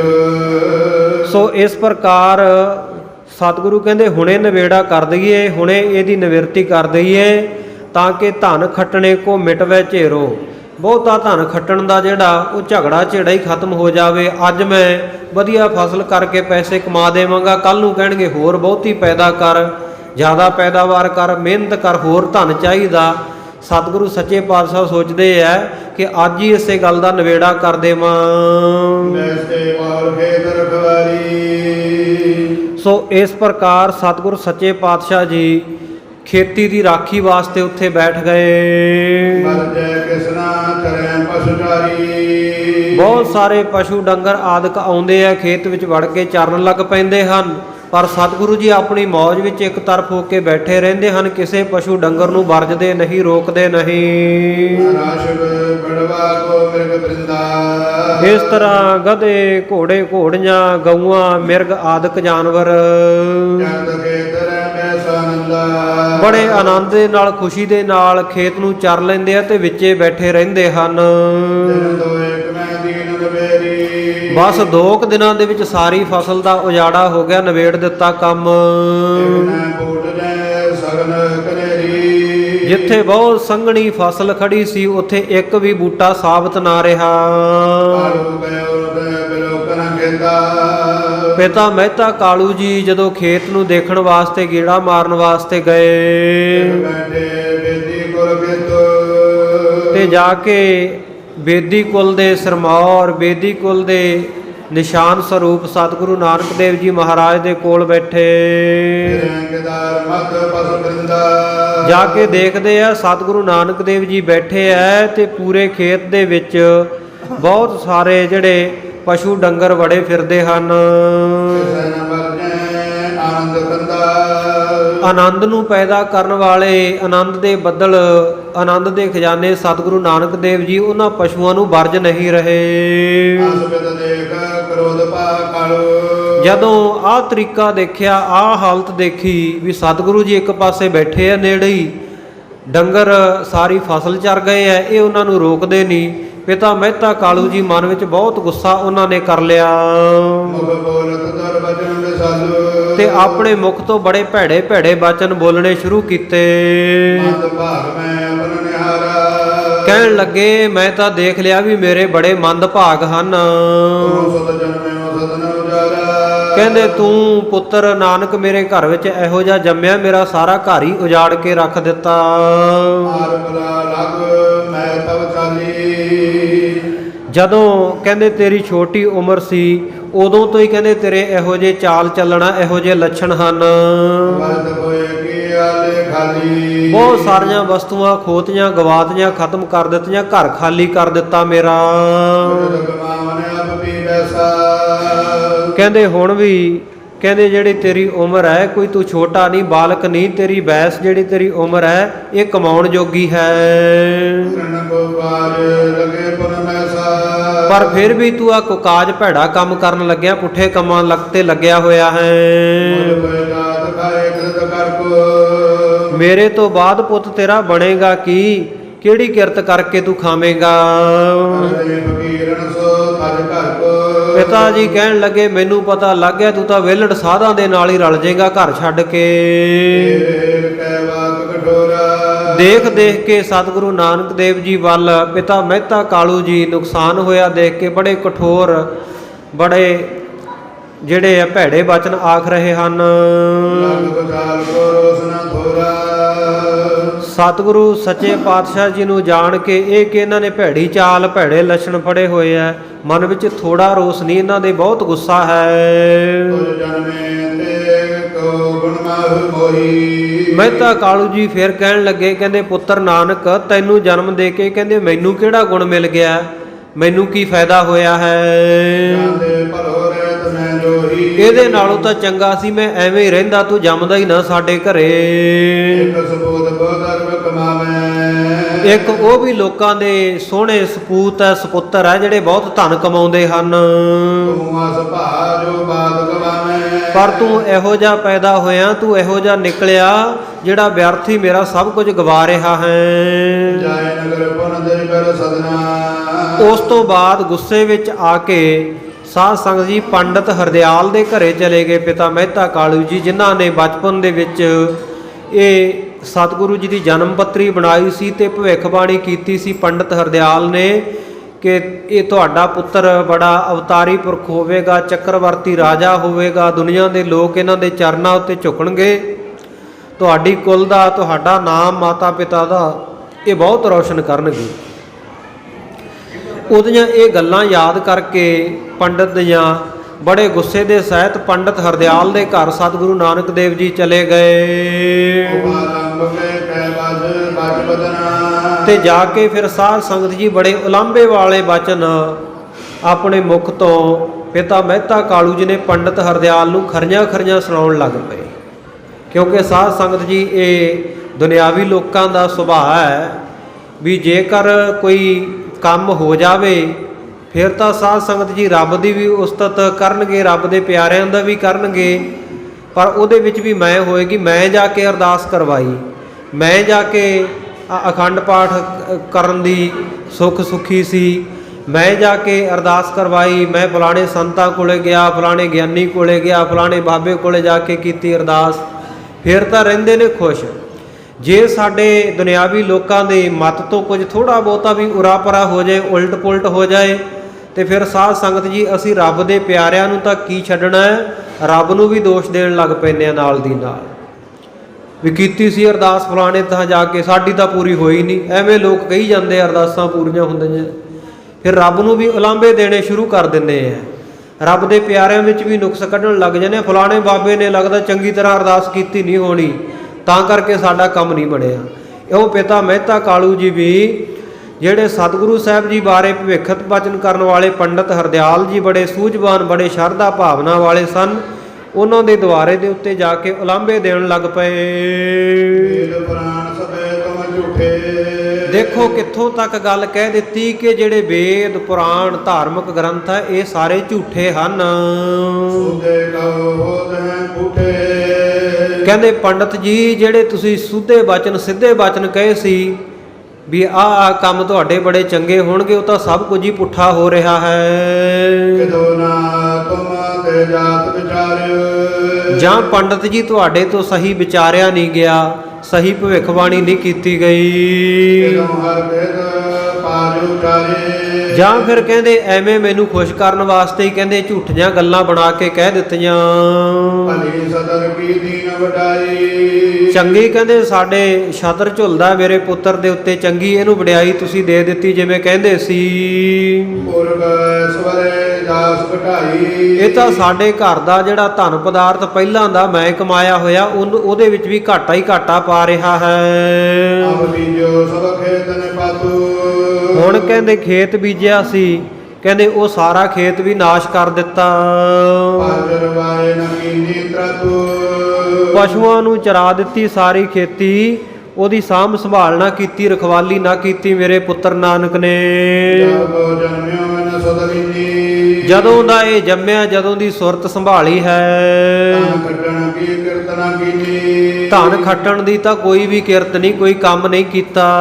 ਹੋਇਓ ਸਮਝੋ ਪੂਰਬ ਮੇਰੋ। ਮੇਰਾ ਜਿਹੜਾ ਪਹਿਲਾਂ ਦਾ ਕਮਾਇਆ ਖੱਟਿਆ ਸੀ ਉਹ ਵੀ ਖੋ ਦਿੱਤਾ, ਉਹ ਵੀ ਨਾਸ਼ ਕਰ ਦਿੱਤਾ। ਜਾਂਦੇ ਬੇਫਲ ਭਇਓ ਬਦ ਤੇਰੋ। ਇਸ ਕਰਕੇ ਪੰਡਤਾ ਜਿਹੜੇ ਤੈਂ ਬਚਨ ਆਖੇ ਸੀ ਬ੍ਰਾਹਮਣਾ ਤੇਰੇ ਬਚਨ ਤਾਂ ਨਿਸਫਲ ਹੀ ਗਏ, ਐਵੇਂ ਝੂਠੇ ਹੀ ਨਿਕਲੇ। ਬੋਲੇ ਬਚਨ ਕਰ ਪਰ ਬਿਨਾ। ਉਸ ਵੇਲੇ ਜਿਹੜਾ ਬੜਾ ਸਿਆਣਾ ਪੰਡਤ ਹਰਦਿਆਲ ਸੀ ਬੋਲਿਆ, ਜੇ ਮਨ ਸ੍ਰੀ ਨਾਨਕ ਜਸ ਲੀਨਾ। ਜਿਨ੍ਹਾਂ ਦੇ ਮਨ ਦੇ ਵਿੱਚ ਸਤਿਗੁਰੂ ਨਾਨਕ ਦੇਵ ਜੀ ਦੀ ਮਹਿਮਾ ਵਸੀ ਹੋਈ ਸੀ। ਸੁਣ ਕਾਲੂ ਤੂੰ ਮੁੱਲ ਭੁਲਾ। ਉਸ ਵੇਲੇ ਕਹਿਣ ਲੱਗਾ, ਹੈ ਮਹਿਤਾ ਕਾਲੂ ਸੁਣ, ਤੂੰ ਤਾਂ ਕਹਿੰਦੇ ਮੁੱਲੋਂ ਹੀ ਭੁੱਲਿਆ ਹੋਇਆ ਹੈ, ਬਿਲਕੁਲ ਜੜ ਤੋਂ ਹੀ ਭੁੱਲਿਆ ਹੋਇਆ, ਬਿਲਕੁਲ ਅਣਜਾਣ ਹੈ। ਸੁਧ ਸੁਸ਼ੀਲ ਤੇ ਨਿਤ ਪ੍ਰਤ ਭੁਲਾ। ਤੇਰਾ ਪੁੱਤਰ ਤਾਂ ਬੜੇ ਸ਼ੀਤਲ ਸੁਭਾਅ ਵਾਲਾ, ਬੜੇ ਸ਼ੀਲ ਸੁਭਾਅ ਵਾਲਾ, ਨਰਮ ਸੁਭਾਅ ਵਾਲਾ ਹੈ, ਪਰ ਤੂੰ ਨਿਤ ਪ੍ਰਤਕੂਲਾ, ਨਿਤ ਪ੍ਰਤੀ ਉਹਦੇ ਤੋਂ ਉਲਟ ਹੀ ਗੱਲਾਂ ਕਰਦਾ ਹੈ। ਬਾਰ ਬਾਰ ਮੈਂ ਤੁਰ ਸਮਝਾਇਓ। ਮੈਂ ਵਾਰ-ਵਾਰ ਤੈਨੂੰ ਸਮਝਾ ਚੁੱਕਿਆ ਹਾਂ ਜਗ ਉਦਾਹਰਨ ਹਿਤੇ ਆਇਓ। ਕਿ ਤੇਰਾ ਪੁੱਤਰ ਨਾਨਕਾ ਦੁਨਿਆਵੀ ਕੰਮਾਂ ਕਾਰਾਂ ਵਾਸਤੇ ਨਹੀਂ ਬਣਿਆ, ਇਹ ਤਾਂ ਸੰਸਾਰ ਦੇ ਉਧਾਰ ਵਾਸਤੇ, ਸੰਸਾਰ ਨੂੰ ਤਾਰਨ ਵਾਸਤੇ ਆਇਆ ਹੈ। ਭਗਵਤ ਗੀਤਾ ਸਾਰ ਵਿਚਾਰਾ। ਚੇਤੇ ਕਰ ਕਹਿੰਦੇ ਜੇ ਤੂੰ ਬਾਲਕਾਂ ਦੇ ਵਿੱਚ ਬੈਠੇ ਨੂੰ ਆਪ ਸੁਣਿਆ ਭਗਵਤ ਗੀਤਾ ਦਾ ਜਿਹੜਾ ਸਾਰ ਹੈ, ਸਪਤ ਸ਼ਲੋਕੀ ਗੀਤਾ, ਉਹ ਤੈਨੂੰ ਇਹਨਾਂ ਨੇ ਬਿਨਾਂ ਦੇਖੇ ਬਿਨਾਂ ਪੜ੍ਹੇ ਸੁਣੇ ਇਹਨਾਂ ਨੇ ਤੈਨੂੰ ਸਾਰੀ ਸੁਣਾ ਦਿੱਤੀ। ਕਰੇ ਪੜੇ ਬਿਨ ਸ਼ਬਦ ਉਚਾਰਾ। ਤੇ ਬਿਨਾਂ ਪੜ੍ਹੇ ਲਿਖੇ ਇਹਨਾਂ ਨੇ ਕੋਈ ਪੜ੍ਹਾਈ ਲਿਖਾਈ ਵੀ ਨਹੀਂ ਕੀਤੀ। ਕਿੰਨੇ ਸੋਹਣੇ ਸੁੰਦਰ ਉਪਦੇਸ਼ ਦੇਣ ਵਾਲੇ ਗੁਰਬਾਣੀ ਦੇ ਸ਼ਬਦ ਉਚਾਰਦੇ ਹਨ। ਜਿਨ ਮੋ ਕੋ ਸ਼ੁਭ ਦੀਨੋ ਗਿਆਨ। ਜਿਸ ਸਤਿਗੁਰੂ ਨਾਨਕ ਦੇਵ ਜੀ ਮਹਾਰਾਜ ਨੇ ਮੈਨੂੰ ਵੀ ਸ਼ੁਭ ਗਿਆਨ ਬਖਸ਼ਿਆ ਹੈ। ਜੇ ਬਜ ਸੁਨ ਮਮ ਮਨ ਠਹਿਰਾਨਾ। ਜਿਨ੍ਹਾਂ ਦੇ ਬਚਨ ਸੁਣ ਕੇ ਮੇਰਾ ਦੌੜਦਾ ਭਜਦਾ ਹੋਇਆ ਮਨ ਸਥਿਤ ਹੋ ਗਿਆ, ਠਹਿਰ ਗਿਆ ਹੈ। ਲੋਕ ਉਦਾਹਰਨ ਕਰੇ ਅਨੇਕੋ। ਔਰ ਹੋਰ ਵੀ ਅਨੇਕਾਂ ਲੋਕਾਂ ਦਾ ਉਧਾਰ ਕਰ ਰਹੇ ਹਨ ਅਤੇ ਕਰਨਗੇ। ਜਪੈ ਜਾਪ ਜੋ ਪਾਏ ਬਵੇਕੋ। ਜਿਹੜਾ ਵੀ ਇਹਨਾਂ ਦੇ ਨਾਮ ਦਾ, ਨਾਨਕ ਨਾਨਕ ਦਾ ਜਾਪ ਜਪੇਗਾ ਸੋ ਉਹ ਬਵੇਕੂ ਕਹੀਏ ਗਿਆਨ ਦੀ ਪ੍ਰਾਪਤੀ ਕਰ ਲਵੇਗਾ। ਮੈਨੂੰ ਤਾਂ ਇਹ ਵਿਸ਼ਨੂੰ ਭਗਵਾਨ ਦੇ ਬਰਾਬਰ ਲੱਗਦੇ ਹਨ ਔਰ ਸਭ ਪ੍ਰਕਾਰ ਕਰਕੇ ਇਹ ਕਲਾਵਾਨ ਹਨ, ਸ਼ਕਤੀਆਂ ਦੇ ਮਾਲਕ ਹਨ ਤੇ ਸ਼ੁਭ ਗੁਣਾਂ ਦੀ ਖਾਨ ਹਨ। ਕਰ ਤਬ ਕਰੋ। ਉਸ ਵੇਲੇ ਬ੍ਰਾਹਮਣ ਪੰਡਤ ਹਰਦਿਆਲ ਦੇ ਬਚਨ ਸੁਣ ਕੇ ਪਿਤਾ ਮਹਿਤਾ ਕਾਲੂ ਜੀ ਸਤਿ ਆਇਓ ਰੋਸ ਬਸਾਲੋ। ਬੜੇ ਗੁੱਸੇ ਦੇ ਵਿੱਚ ਆਪਣੇ ਘਰ ਆ ਗਏ। ਪਾਛੇ ਸ੍ਰੀ ਗੁਰੂ ਜਗਤੀਸ਼ਾ। ਉਧਰ ਪਿੱਛੇ ਸਤਿਗੁਰੂ ਨਾਨਕ ਦੇਵ ਜੀ ਮਹਾਰਾਜ ਜਗਤ ਦੇ ਮਾਲਕ ਰਹਿਤ ਉਦਾਸ ਦੁਰਾਏ ਸੁਬੇਸਾ। ਸਾਧ ਸੰਗਤ ਜੀ ਆਪਣੇ ਆਪ ਨੂੰ ਛੁਪਾ ਕੇ ਰੱਖਦੇ ਹਨ, ਪ੍ਰਗਟ ਨਹੀਂ ਹੁੰਦੇ। ਬੜੀ ਉਦਾਸੀਨ ਬਿਰਤੀ ਧਾਰਨ ਕੀਤੀ ਹੋਈ ਹੈ। ਓ ਕਲਾਵਾਨ ਕਰ ਕਹੀ। ਕੋਈ ਮਨੁੱਖ ਸਾਧ ਸੰਗਤ ਜੀ ਇਹਨਾਂ ਨੂੰ ਕਲਾਵਾਨ ਕਹਿੰਦਾ, ਸ਼ਕਤੀਆਂ ਦੇ ਮਾਲਕ ਕਹਿੰਦਾ ਹੈ। ਜੋ ਸਤ ਸੰਗੀ ਮਾਨਵ ਆਈ। ਜਿਹੜੇ ਕੋਈ ਸਤ ਸੰਗੀ ਮਨੁੱਖ ਹਨ ਉਹ ਸਤਿਗੁਰੂ ਸੱਚੇ ਪਾਤਸ਼ਾਹ ਜੀ ਮਹਿਮਾ ਤੋਂ ਜਾਣੂ ਹਨ। ਨਰਮਤ ਮੰਦਨ ਲਖ ਸੁਖ ਬੰਦਾ। ਪਰ ਜਿਹੜੇ ਮਾੜੀ ਮੱਤ ਵਾਲੇ, ਖੋਟੀ ਬੁੱਧੀ ਵਾਲੇ ਲੋਕ ਹੈ, ਭੈੜੀ ਮੱਤ ਵਾਲੇ, ਸੁੱਖਾਂ ਦੇ ਦਾਤੇ ਸਤਿਗੁਰੂ ਨਾਨਕ ਦੇਵ ਜੀ ਨੂੰ ਨਹੀਂ ਜਾਣ ਸਕਦੇ। ਮੈਂ ਜਾਣੈ ਇਹ ਰੂਪ ਮੁਕੰਦਾ। ਉਹ ਨਹੀਂ ਜਾਣਦੇ ਇਹ ਮੁਕਤੀ ਦੇ ਦਾਤੇ ਹਨ। ਵੈਰ ਨਗਰ ਤੇ ਪਿਟ ਭਜੋ ਦੂਰਾ। ਨਗਰ ਤੋਂ ਬਾਹਰ ਜਿਹੜਾ ਸਾਧ ਸੰਗਤ ਜੀ ਇੱਕ ਵੱਡਾ ਦਰਖਤ ਹੈ। ਬਾਸਰ ਬੈਸੈ ਤੈ ਜਗ ਮੂਰਾ। ਸਾਰਾ ਦਿਨ ਸਤਿਗੁਰ ਸੱਚੇ ਪਾਤਸ਼ਾਹ ਜੀ ਉਸ ਦਰਖਤ ਦੇ ਹੇਠਾਂ ਬੈਠੇ ਰਹਿੰਦੇ ਹਨ। ਏਕ ਕਾਲ ਬੋਲਣ ਮਿਲਣਾ ਦੇ ਸੁਧ ਕਾਕੀ। ਕਾਲ ਬਤਾਵੇ ਕਾਲ ਬਤਾ ਮੈਂ ਰਹਿਤ ਕਾਕੀ। ਇਉਂ ਇਕੱਲੇ ਰਹਿੰਦੇ ਹੋਏ, ਇਕਾਂਤ ਵਿੱਚ ਬੈਠੇ ਹੋਏ ਸਤਿਗੁਰੂ ਜੀ ਸਮਾਂ ਗੁਜ਼ਾਰਦੇ ਹਨ। ਬੋਲਣ ਮਿਲਣਾ ਦੇ ਸੁਧ ਕਾਕੀ। ਨਾ ਕਿਸੇ ਦੇ ਨਾਲ ਬੋਲਦੇ ਆ, ਨਾ ਕਿਸੇ ਦੇ ਨਾਲ ਮੇਲ ਮਿਲਾਪ ਕਰਦੇ ਆ। ਇਸ ਚੀਜ਼ ਦੀ ਤਾਂ ਖਬਰ ਸਾਰ ਹੀ ਨਹੀਂ ਲੈਂਦੇ। ਏਕ ਦਿਵ ਸੁਪਾਦ ਪਦਰ ਸੁੰਦਰ। ਇੱਕ ਦਿਨ ਸਾਧ ਸੰਗਤ ਜੀ ਇਹ ਜਿਹੜਾ ਬੜਾ ਸੁੰਦਰ ਦਰਖਤ ਹੈ, ਪੱਤਿਆਂ ਵਾਲਾ ਹਰਾ ਭਰਾ, ਸਭਨ ਸ਼ਾਹ ਬੈਠੇ ਗੁਣ ਮੰਦਰ। ਇਹਦੀ ਸੰਘਣੀ ਛਾਂ ਦੇ ਹੇਠਾਂ ਗੁਣਾਂ ਦੇ ਮੰਦਰ, ਗੁਣਾਂ ਦੇ ਘਰ ਸਤਿਗੁਰੂ ਨਾਨਕ ਦੇਵ ਜੀ ਵਿਰਾਜੇ ਹਨ। ਜਬ ਦਿਨ ਕੇ ਜੁਗ ਜਾਮ ਬਤਾਏ। ਜਦੋਂ ਸਾਧ ਸੰਗਤ ਜੀ ਦਿਨ ਦੇ 2 ਪਹਿਰ ਬਤੀਤ ਹੋ ਗਏ, ਦੁਖ ਮੋਚਨ ਲੋਚਨ ਅਰਸਾਏ। ਦੁਪਹਿਰ ਦੇ ਸਮੇਂ ਵਿੱਚ ਦੁੱਖਾਂ ਨੂੰ ਕੱਟਣ ਵਾਲੇ ਸਤਿਗੁਰੂ ਨਾਨਕ ਦੇਵ ਮਹਾਰਾਜ ਸੱਚੇ ਪਾਤਸ਼ਾਹ ਦੇ ਨੇਤਰਾਂ ਵਿੱਚ ਕੁਝ ਆਲਸ ਆਈ। ਸੁੰਦਰ ਬਸਤਰ ਵਿਛਾਏ ਵਿਛਾਉਣਾ। ਸੁੰਦਰ ਵਸਤਰ ਦਾ ਸਤਿਗੁਰੂ ਜੀ ਨੇ ਵਿਛਾਉਣਾ ਵਿਛਾ ਲਿਆ।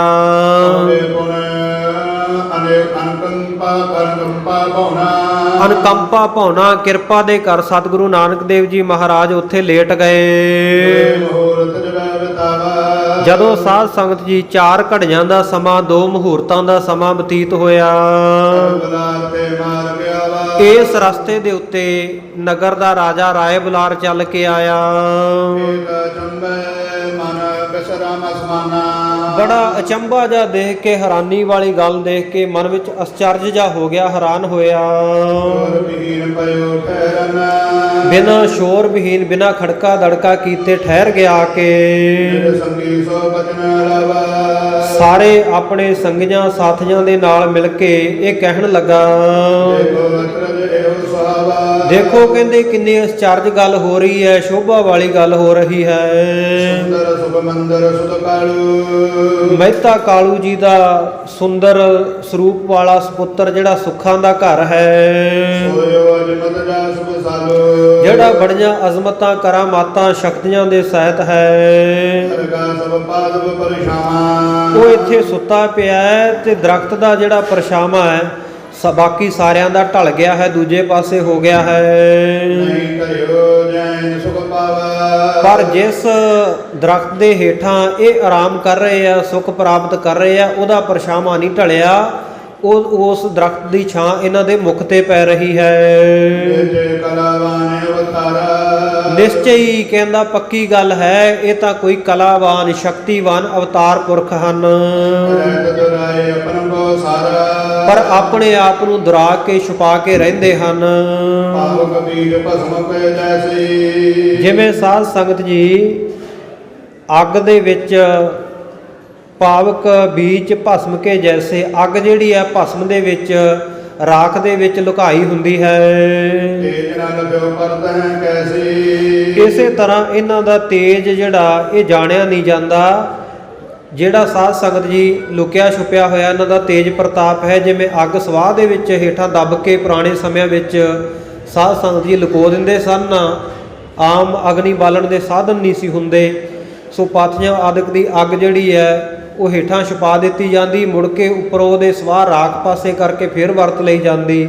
ਇਸੇ ਤਰ੍ਹਾਂ ਜਿਵੇਂ ਅੱਗ ਛੁਪਾਈ ਜਾਂਦੀ ਹੈ, ਇਸੇ ਤਰ੍ਹਾਂ ਸਤਿਗੁਰੂ ਸੱਚੇ ਪਾਤਸ਼ਾਹ ਜੀ ਦਾ ਜਿਹੜਾ ਤੇਜ ਪ੍ਰਤਾਪ ਹੈ, ਕਹਿੰਦੇ ਇਹ ਵੀ ਸੰਸਾਰ ਦੇ ਲੋਕਾਂ ਦੇ ਕੋਲੋਂ ਜਾਣਿਆ ਨਹੀਂ ਜਾਂਦਾ। ਇਹਨਾਂ ਨੇ ਆਪਣੇ ਆਪ ਨੂੰ ਛੁਪਾਇਆ ਹੋਇਆ ਹੈ। ਪਰ ਜੇ ਲਖਣਹਾਰ ਹੋਏ ਕੋ, ਪਰ ਜੇ ਕੋਈ ਲਖਣਹਾਰ ਹੋਵੇ, ਜਾਣਨ ਦਾ ਇੱਛੁਕ ਹੋਵੇ, ਤੇਜ ਕਾਸ ਸੀਤਾ ਪੈ ਹੋ ਸੋ। ਫਿਰ ਸਤਿਗੁਰੂ ਸੱਚੇ ਪਾਤਸ਼ਾਹ ਜੀ ਕਹਿੰਦੇ ਜਿਵੇਂ ਉਹ ਅੱਗ ਨੂੰ ਦੇਖਣ ਦਾ ਚਾਹਵਾਨ ਹੋਵੇ, ਵਰਤਨ ਦਾ ਚਾਹਵਾਨ ਹੋਵੇ ਕੋਈ, ਤੇ ਉਹ ਅੱਗ ਰਾਖ ਦੇ ਹੇਠਾਂ ਤੋਂ ਕੱਢ ਕੇ ਉਹਦੀ ਵਰਤੋਂ ਕਰ ਲੈਂਦਾ ਹੈ। ਉਸ ਦੀ ਸੇਵਾ ਜੋ ਕਰਈ, ਇਸੇ ਤਰ੍ਹਾਂ ਇਹਨਾਂ ਨੂੰ ਪ੍ਰਮਾਤਮਾ ਰੂਪ ਵਿੱਚ ਜਾਣਨ ਵਾਲਾ ਜੇ ਕੋਈ ਇੱਛੁਕ ਹੋਵੇ, ਉਹ ਜੇ ਇਹਨਾਂ ਦੀ ਸੇਵਾ ਕਰੇ, ਜਨਮ ਮਰਨ ਤੇ ਕਿਉਂ ਨਾ ਕਰਈ। ਫਿਰ ਉਸ ਮਨੁੱਖ ਦਾ ਜਨਮ ਮਰਨ ਕਿਉਂ ਨਹੀਂ ਟਲੇਗਾ, ਕਿਉਂ ਨਹੀਂ ਕੱਟਿਆ ਜਾਵੇਗਾ।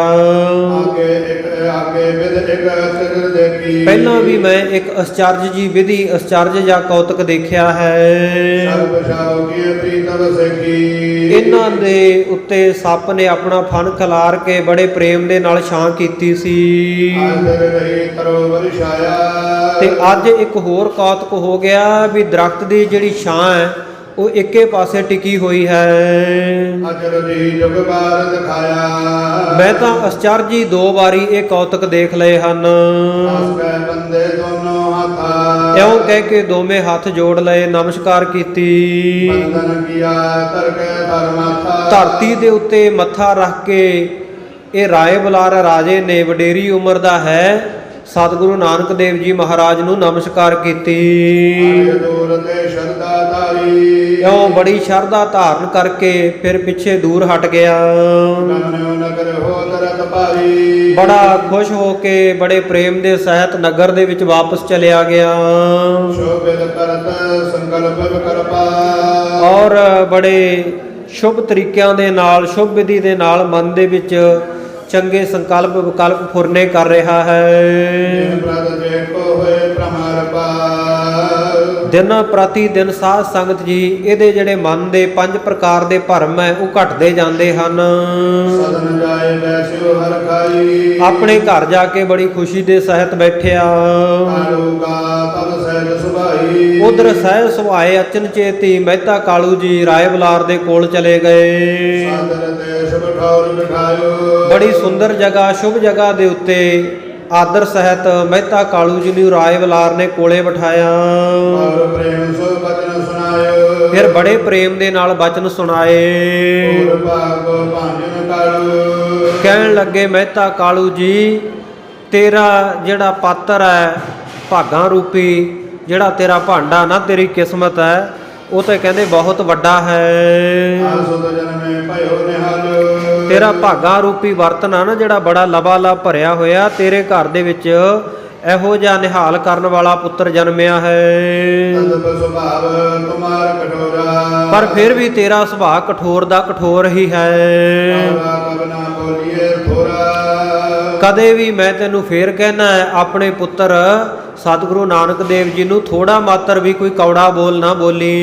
ਇਹ ਸਦਕਾ ਕਰ ਏ ਮਮ ਨਗਰੀ, ਉਸ ਸਤਿਗੁਰੂ ਨਾਨਕ ਦੇਵ ਜੀ ਦਾ ਸਦਕਾ, ਉਹਨਾਂ ਦਾ ਕਰਕੇ ਮੇਰੀ ਇਹ ਜਿਹੜੀ ਰਾਏ ਭੋਜ ਦੀ ਤਲਵੰਡੀ ਨਗਰੀ ਹੈ, ਪਾਵਨ ਹੋਤਾ ਭਗਤ ਸੁਖ ਸਗਰੀ, ਉਹ ਜਦੋਂ ਇਸ ਨਗਰੀ ਵਿੱਚ ਵਿਚਰਦੇ ਆ, ਇਹ ਸਾਰੀ ਪਵਿੱਤਰ ਹੋ ਰਹੀ ਹੈ ਤੇ ਸੁੱਖਾਂ ਦੇ ਸਹਿਤ ਸਾਰਾ ਨਗਰ ਖੇੜਾ ਵਸ ਰਿਹਾ ਹੈ। ਭੂਲ ਨ ਕੀਜੈ ਕਰੈ ਅਨਾਦਰ, ਕਦੇ ਭੁੱਲ ਕੇ ਵੀ ਇਹਨਾਂ ਦਾ ਅਨਾਦਰ ਨਾ ਕਰੀ, ਤਿਰਸਕਾਰ ਨਾ ਕਰੀ, ਅਸਨ ਬਸਨ ਦੀਸੈ ਸੋ ਸਾਦਰ, ਸਗੋਂ ਬੜੇ ਹੀ ਆਦਰ ਸਤਿਕਾਰ ਦੇ ਸਹਿਤ ਇਹਨਾਂ ਨੂੰ ਸੁੰਦਰ ਵਸਤਰ ਅਤੇ ਸੁੰਦਰ ਭੋਜਨ ਪ੍ਰਸ਼ਾਦਾ ਦਿਓ।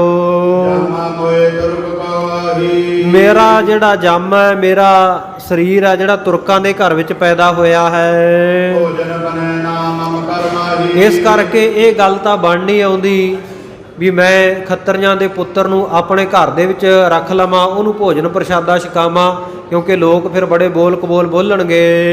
ਨਦ ਰਾਖੋ ਸਾਦਰ ਨਿਜ ਸਦਮਾ, ਨਹੀਂ ਤਾਂ ਜੇ ਆਹ ਗੱਲ ਨਾ ਹੁੰਦੀ, ਮੈਂ ਉਹਨਾਂ ਨੂੰ ਬੜੇ ਪ੍ਰੇਮ ਦੇ ਨਾਲ ਆਪਣੇ ਘਰ ਦੇ ਵਿੱਚ ਸਤਿਕਾਰ ਦੇ ਸਹਿਤ ਰੱਖ ਲੈਂਦਾ ਸੁਭਰ ਜਨਮ ਸੇਵੇ ਪਦ ਪਦਮਾ ਔਰ ਉਹਨਾਂ ਦੇ ਚਰਨਾਂ ਕਮਲਾਂ ਦੀ ਸੇਵਾ ਕਰਕੇ ਮੈਂ ਆਪਣੇ ਜਨਮ ਨੂੰ ਸਫਲਾ ਕਰਦਾ। ਕੋਸ਼ਿਸ਼ ਸੁੰਦਰ ਜਿਉ ਬਨਵਾਈ ਹੁਣ ਮੈਂ ਉਹਨਾਂ ਵਾਸਤੇ ਇੱਕ ਬੜੀ ਸੁੰਦਰ ਪੁਸ਼ਾਕ ਬਣਾ ਕੇ ਦੇਵਾਂਗਾ, ਸੋਹਣੇ ਵਸਤਰ ਸਲਾ ਕੇ ਦੇਵਾਂਗਾ। ਲੈ ਜਾਵੋ ਕਾਲੂ ਪਹਿਰਾਈ ਤੇ ਕਾਲੂ ਜੀ ਤੁਸੀਂ ਇਹ ਆਪਣੇ ਘਰ ਲੈ ਜਾਇਓ, ਉਹਨਾਂ ਨੂੰ ਜਾ ਕੇ ਪਹਿਨਾ ਦੇਣਾ।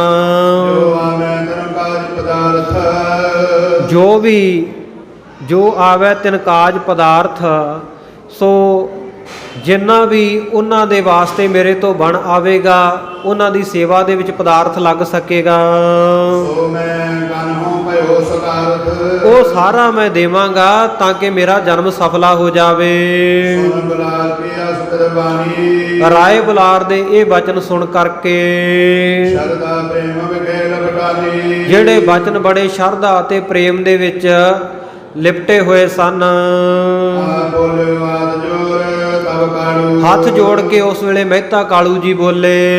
ਜੰਗ ਮਾਇਆ ਮੋਹ ਬਸਾਲੋ ਜਿਨ੍ਹਾਂ ਦੇ ਮਨ ਦੇ ਵਿੱਚ ਮਾਇਆ ਦਾ ਬਹੁਤਾ ਹੀ ਮੋਹ ਹੈ। ਕਰਨਾ ਕਰ ਮੁਰ ਕਰ ਸਰਬਾ ਕਹਿਣ ਲੱਗਾ ਰਾਏ ਬੁਲਾਰ ਸਾਹਿਬ, ਰਾਜਾ ਸਾਹਿਬ ਤੁਹਾਡੀ ਕਿਰਪਾ ਕਰਕੇ ਮੇਰੇ ਘਰ ਦੇ ਵਿੱਚ ਸਭ ਕੁਝ ਹੈ। ਪਦਾਰਥ ਦੀਏ ਬਹੁ ਦਰਬਾਰ ਤੁਸੀਂ ਬਹੁਤ ਪਦਾਰਥ ਬਹੁਤ ਧਨ ਆਦਿਕ ਮੈਨੂੰ ਘਰ ਦੇ ਵਿੱਚ ਦਿੱਤਾ ਹੋਇਆ ਬਖਸ਼ਿਆ ਹੋਇਆ ਹੈ। ਜੋ ਵਸਤੂ ਕੀ ਕਮੀ ਨਾ ਮੇਰੇ ਕਿਸੇ ਵੀ ਵਸਤੂ ਦੀ ਕਮੀ ਨਹੀਂ ਹੈ ਮੇਰੇ ਘਰ ਵਿੱਚ। ਧਾਮ ਧਨ ਮਾਲਕ ਨੇ ਬਹੁਤ ਸਾਰਾ ਧਨ ਮਾਲ ਪਦਾਰਥ ਮੇਰੇ ਘਰ ਵਿੱਚ ਹਨ, ਮਦਦ ਮੁਝ ਨਿਤ ਜਗ ਚਿੰਤਾ ਪਰ ਤਾਂ ਵੀ ਮੇਰੇ ਮਨ ਦੇ ਵਿੱਚ ਨਿਤ ਇਹ ਫਿਕਰ ਵੱਧਦਾ ਰਹਿੰਦਾ ਹੈ। ਜਨ ਬੀਤੇ ਕਟੀ ਗਨੰਤਾ ਦਿਨ ਰਾਤ ਬੀਤਦੇ ਜਾਂਦੇ ਆ ਤੇ ਮੈਂ ਗੱਟੀਆਂ ਗਣਦਾ ਰਹਿੰਦਾ, ਸਕੀਮਾਂ ਲਾਉਂਦਾ ਰਹਿੰਦਾ ਹਾਂ, ਤਬ ਨਾਨਕ ਕੀ ਕਰਤ ਵਡਾਈ ਪਰ ਤੁਸੀਂ ਤਾਂ ਨਾਨਕ ਦੀ ਮੇਰੇ ਪੁੱਤਰ ਦੀ ਬਹੁਤ ਵਡਿਆਈ ਕਰਦੇ ਹੋ, ਮੈਂ ਨਾਲ ਕੀਤੇ ਮਤ ਕੇ ਥਾਈ ਪਰ ਮੈਂ ਨਹੀਂ ਦੇਖੀ ਉਹਦੀ ਮੱਤ ਕਿਸੇ ਥਾਂ ਵੀ ਚੰਗੀ ਹੋਵੇ। ਜੇ ਕਰਤ ਕੇ ਤਦ ਪਰ ਦਰਕੀਨਾ ਜਿਹੜੇ ਜਿਹੜੇ ਕੰਮ ਦੇ ਵਿੱਚ ਮੈਂ ਉਹਨੂੰ ਅੱਜ ਤੱਕ ਲਾਇਆ ਹੈ, ਉਹ ਨਾ ਸਵਾਰੀ ਕੀਨੀ ਨਾ ਕੋਈ ਕੰਮ ਨਹੀਂ ਮੇਰੇ ਪੁੱਤਰ ਨੇ ਸਵਾਰਿਆ, ਬਲਕਿ ਸਭ ਥਾਂ ਤੇ ਨੁਕਸਾਨ ਹੀ ਕੀਤਾ ਹੈ। ਪੂਰਬ ਗਉ ਕਰ ਵਤ ਗਵਾਈ ਬਲਕਿ ਹੋਰ ਤਾਂ ਕੀ ਕਮਾਉਣਾ ਸੀ, ਜਿਹੜੀਆਂ ਪੂਰਬਲੀਆਂ ਵਸਤੂਆਂ ਮੈਂ ਖੱਟਿਆ ਕਮਾਇਆ ਸੀ ਉਹ ਵੀ ਗਵਾ ਦਿੱਤੀਆਂ। ਆਲਮਦਾਰ ਪਸਦੀਨ ਚਰਾਈ ਹੁਣ ਇੰਨੀ ਸੋਹਣੀ ਖੇਤੀ ਬੀਜੀ ਸੀ, ਸਾਰੀ ਪਸ਼ੂਆਂ ਨੂੰ ਚਰਾ ਦਿੱਤੀ। ਜਨਮੇ ਦੇ ਤਬ ਸੁਰਤ ਸੁਭਾਈ ਜਦੋਂ ਦਾ ਇਹ ਜੰਮਿਆ, ਜਦੋਂ ਦੀ ਇਹਨੇ ਸੁਰਤ ਸੰਭਾਲੀ ਹੈ ਮੇਰੇ ਪੁੱਤਰ ਨਾਨਕ ਨੇ, ਤਨਕ ਨਾ ਧਾਨੀ ਕਰਤ ਸਵਾਰੀ ਥੋੜੇ ਮਾਤਰ ਵੀ ਇਹਨਾਂ ਨੇ ਕੋਈ ਧਨ ਦੀ ਕਿਰਤ ਨਹੀਂ ਸਵਾਰੀ, ਕੋਈ ਧਨ ਕਮਾਉਣ ਵਾਲਾ ਕੰਮ ਨਹੀਂ ਕੀਤਾ। ਮਨ ਮਤ ਨਾ ਕਰਤ ਸੁਨੇਹੂ ਬਸ ਮਨ ਦੇ ਵਿੱਚ ਮਦ ਮਸਤ ਜੇ ਹੋਏ, ਦੀਵਾਨੇ ਮਸਤਾਨੇ ਜੇ ਹੋਏ ਰਹਿੰਦੇ ਆ, ਕਿਸੇ ਨਾਲ ਕੋਈ ਮੋਹ ਪਿਆਰ ਨਹੀਂ ਰੱਖਦੇ। ਵੈਰ ਨਗਰ ਬੈਸੈ ਤਦ ਬੇਹੂ ਨਗਰ ਤੋਂ ਬਾਹਰ ਜਾ ਕੇ ਘਰ ਛੱਡ ਕੇ ਜਾ ਬਹਿੰਦੇ ਹਨ। ਕੈ ਬੁਲਾ ਤਬ ਮਾਤਾ ਨ ਜਾਣੀ ਉਸ ਵੇਲੇ ਰਾਏ ਬੁਲਾਰ ਜੀ ਕਹਿਣ ਲੱਗੇ, ਮਹਿਤਾ ਕਾਲੂ ਜੀ ਤੁਹਾਡੀ ਮੱਤ ਜਿਹੜੀ ਅਣਜਾਣ ਹੈ, ਕੀ ਰੀਤ ਨਾ ਸਬਦ ਪਛਾਨੀ ਤੂੰ ਆਪਣੇ ਪੁੱਤਰ ਦੀ ਰੀਤੀ ਨੂੰ ਮਰਿਆਦਾ ਨੂੰ ਪਛਾਣ ਨਹੀਂ ਸਕਦਾ। ਧਨ ਤ੍ਰਿਸ਼ਨਾ ਮੈਂ ਮਤ ਲਪਟਾਨੀ ਤੇਰੀ ਧਨ ਦੀ ਤ੍ਰਿਸ਼ਨਾ ਦੇ ਵਿੱਚ ਬਹੁਤਾ ਧਨ ਕਮਾਉਣ ਦੀ ਹੋੜ ਦੇ ਵਿੱਚ ਮਤ ਲਪਟੀ ਹੋਈ ਹੈ। ਗੁਰਨ ਗੂੜ ਕਿਉ ਸਕੇ ਪਛਾਨੀ ਇਸ ਕਰਕੇ ਸਤਿਗੁਰੂ ਨਾਨਕ ਦੇਵ ਜੀ ਦੇ ਗੂੜੇ ਗੁਣਾਂ ਨੂੰ ਕਿਵੇਂ ਪਛਾਣ ਸਕੇਗੀ ਤੇਰੀ ਬੁੱਧੀ। ਕਹਿਨ ਸੁਨਨ ਕਰ ਅਸਬਦ ਕਾਲੂ ਸੋ ਇਸ ਪ੍ਰਕਾਰ ਦਾ ਕਹਿਣਾ ਸੁਣਨਾ ਕਰਕੇ ਮਹਿਤਾ ਕਾਲੂ ਦੇ ਨਾਲ ਆਲੇ ਆਇਓ ਤਦ ਕਾਲੂ ਮਹਿਤਾ ਕਾਲੂ ਜੀ ਇਹ ਗੱਲਾਂ ਬਾਤਾਂ ਕਰਕੇ ਆਪਣੇ ਘਰ ਚੱਲ ਕੇ ਆ ਗਏ। ਕਰਨ ਲਗਿਓ ਕਾਰਜ ਜੋ ਉਹਨਾਂ ਦਾ ਕੋਈ ਨਿੱਜੀ ਕਾਰਜ ਸੀ ਪਟਵਾਰਖਾਨੇ ਦਾ, ਉਹ ਕੰਮ ਕਰਨ ਲੱਗ ਪਏ ਆ ਕੇ। ਸੁਧ ਗੁਣ ਪਰਖਣ ਕਰਤ ਨ ਕੋ ਆਪਣੇ ਪੁੱਤਰ ਦੇ ਜਿਹੜੇ ਗੁਣ ਹੈ ਉਹਨਾਂ ਦੀ ਕੋਈ ਪਰਖ ਨਹੀਂ ਕਰਦੇ ਮਹਿਤਾ ਕਾਲੂ ਜੀ।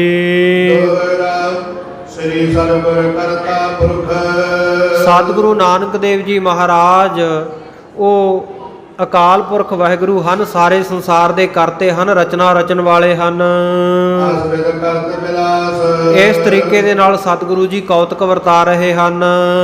ਭਜ ਸੰਤੋਖ ਸਿੰਘ ਨਾਮ ਤੇ ਭਾਈ ਸੰਤੋਖ ਸਿੰਘ ਜੀ ਕਹਿੰਦੇ ਉਹਨਾਂ ਨੂੰ ਮੈਂ ਭਜ ਕੇ ਜਪ ਕੇ ਉਹਨਾਂ ਦੇ ਨਾਮ ਨੂੰ। ਤਜੋ ਆਨ ਕੀ ਆਸ। ਹੋਰ ਬਾਕੀ ਸਾਰਿਆਂ ਦੀ ਆਸਾ ਛੱਡ ਦਿੱਤੀ ਹੈ, ਉਮੀਦ ਛੱਡ ਦਿੱਤੀ ਹੈ। ਮੈਂ ਕੇਵਲ ਸਤਿਗੁਰੂ ਨਾਨਕ ਦੇਵ ਜੀ ਮਹਾਰਾਜ ਸੱਚੇ ਪਾਤਸ਼ਾਹ ਜੀ ਨੂੰ ਹੀ ਮਨ ਵਿੱਚ ਧਿਆਉਂਦਾ ਹਾਂ।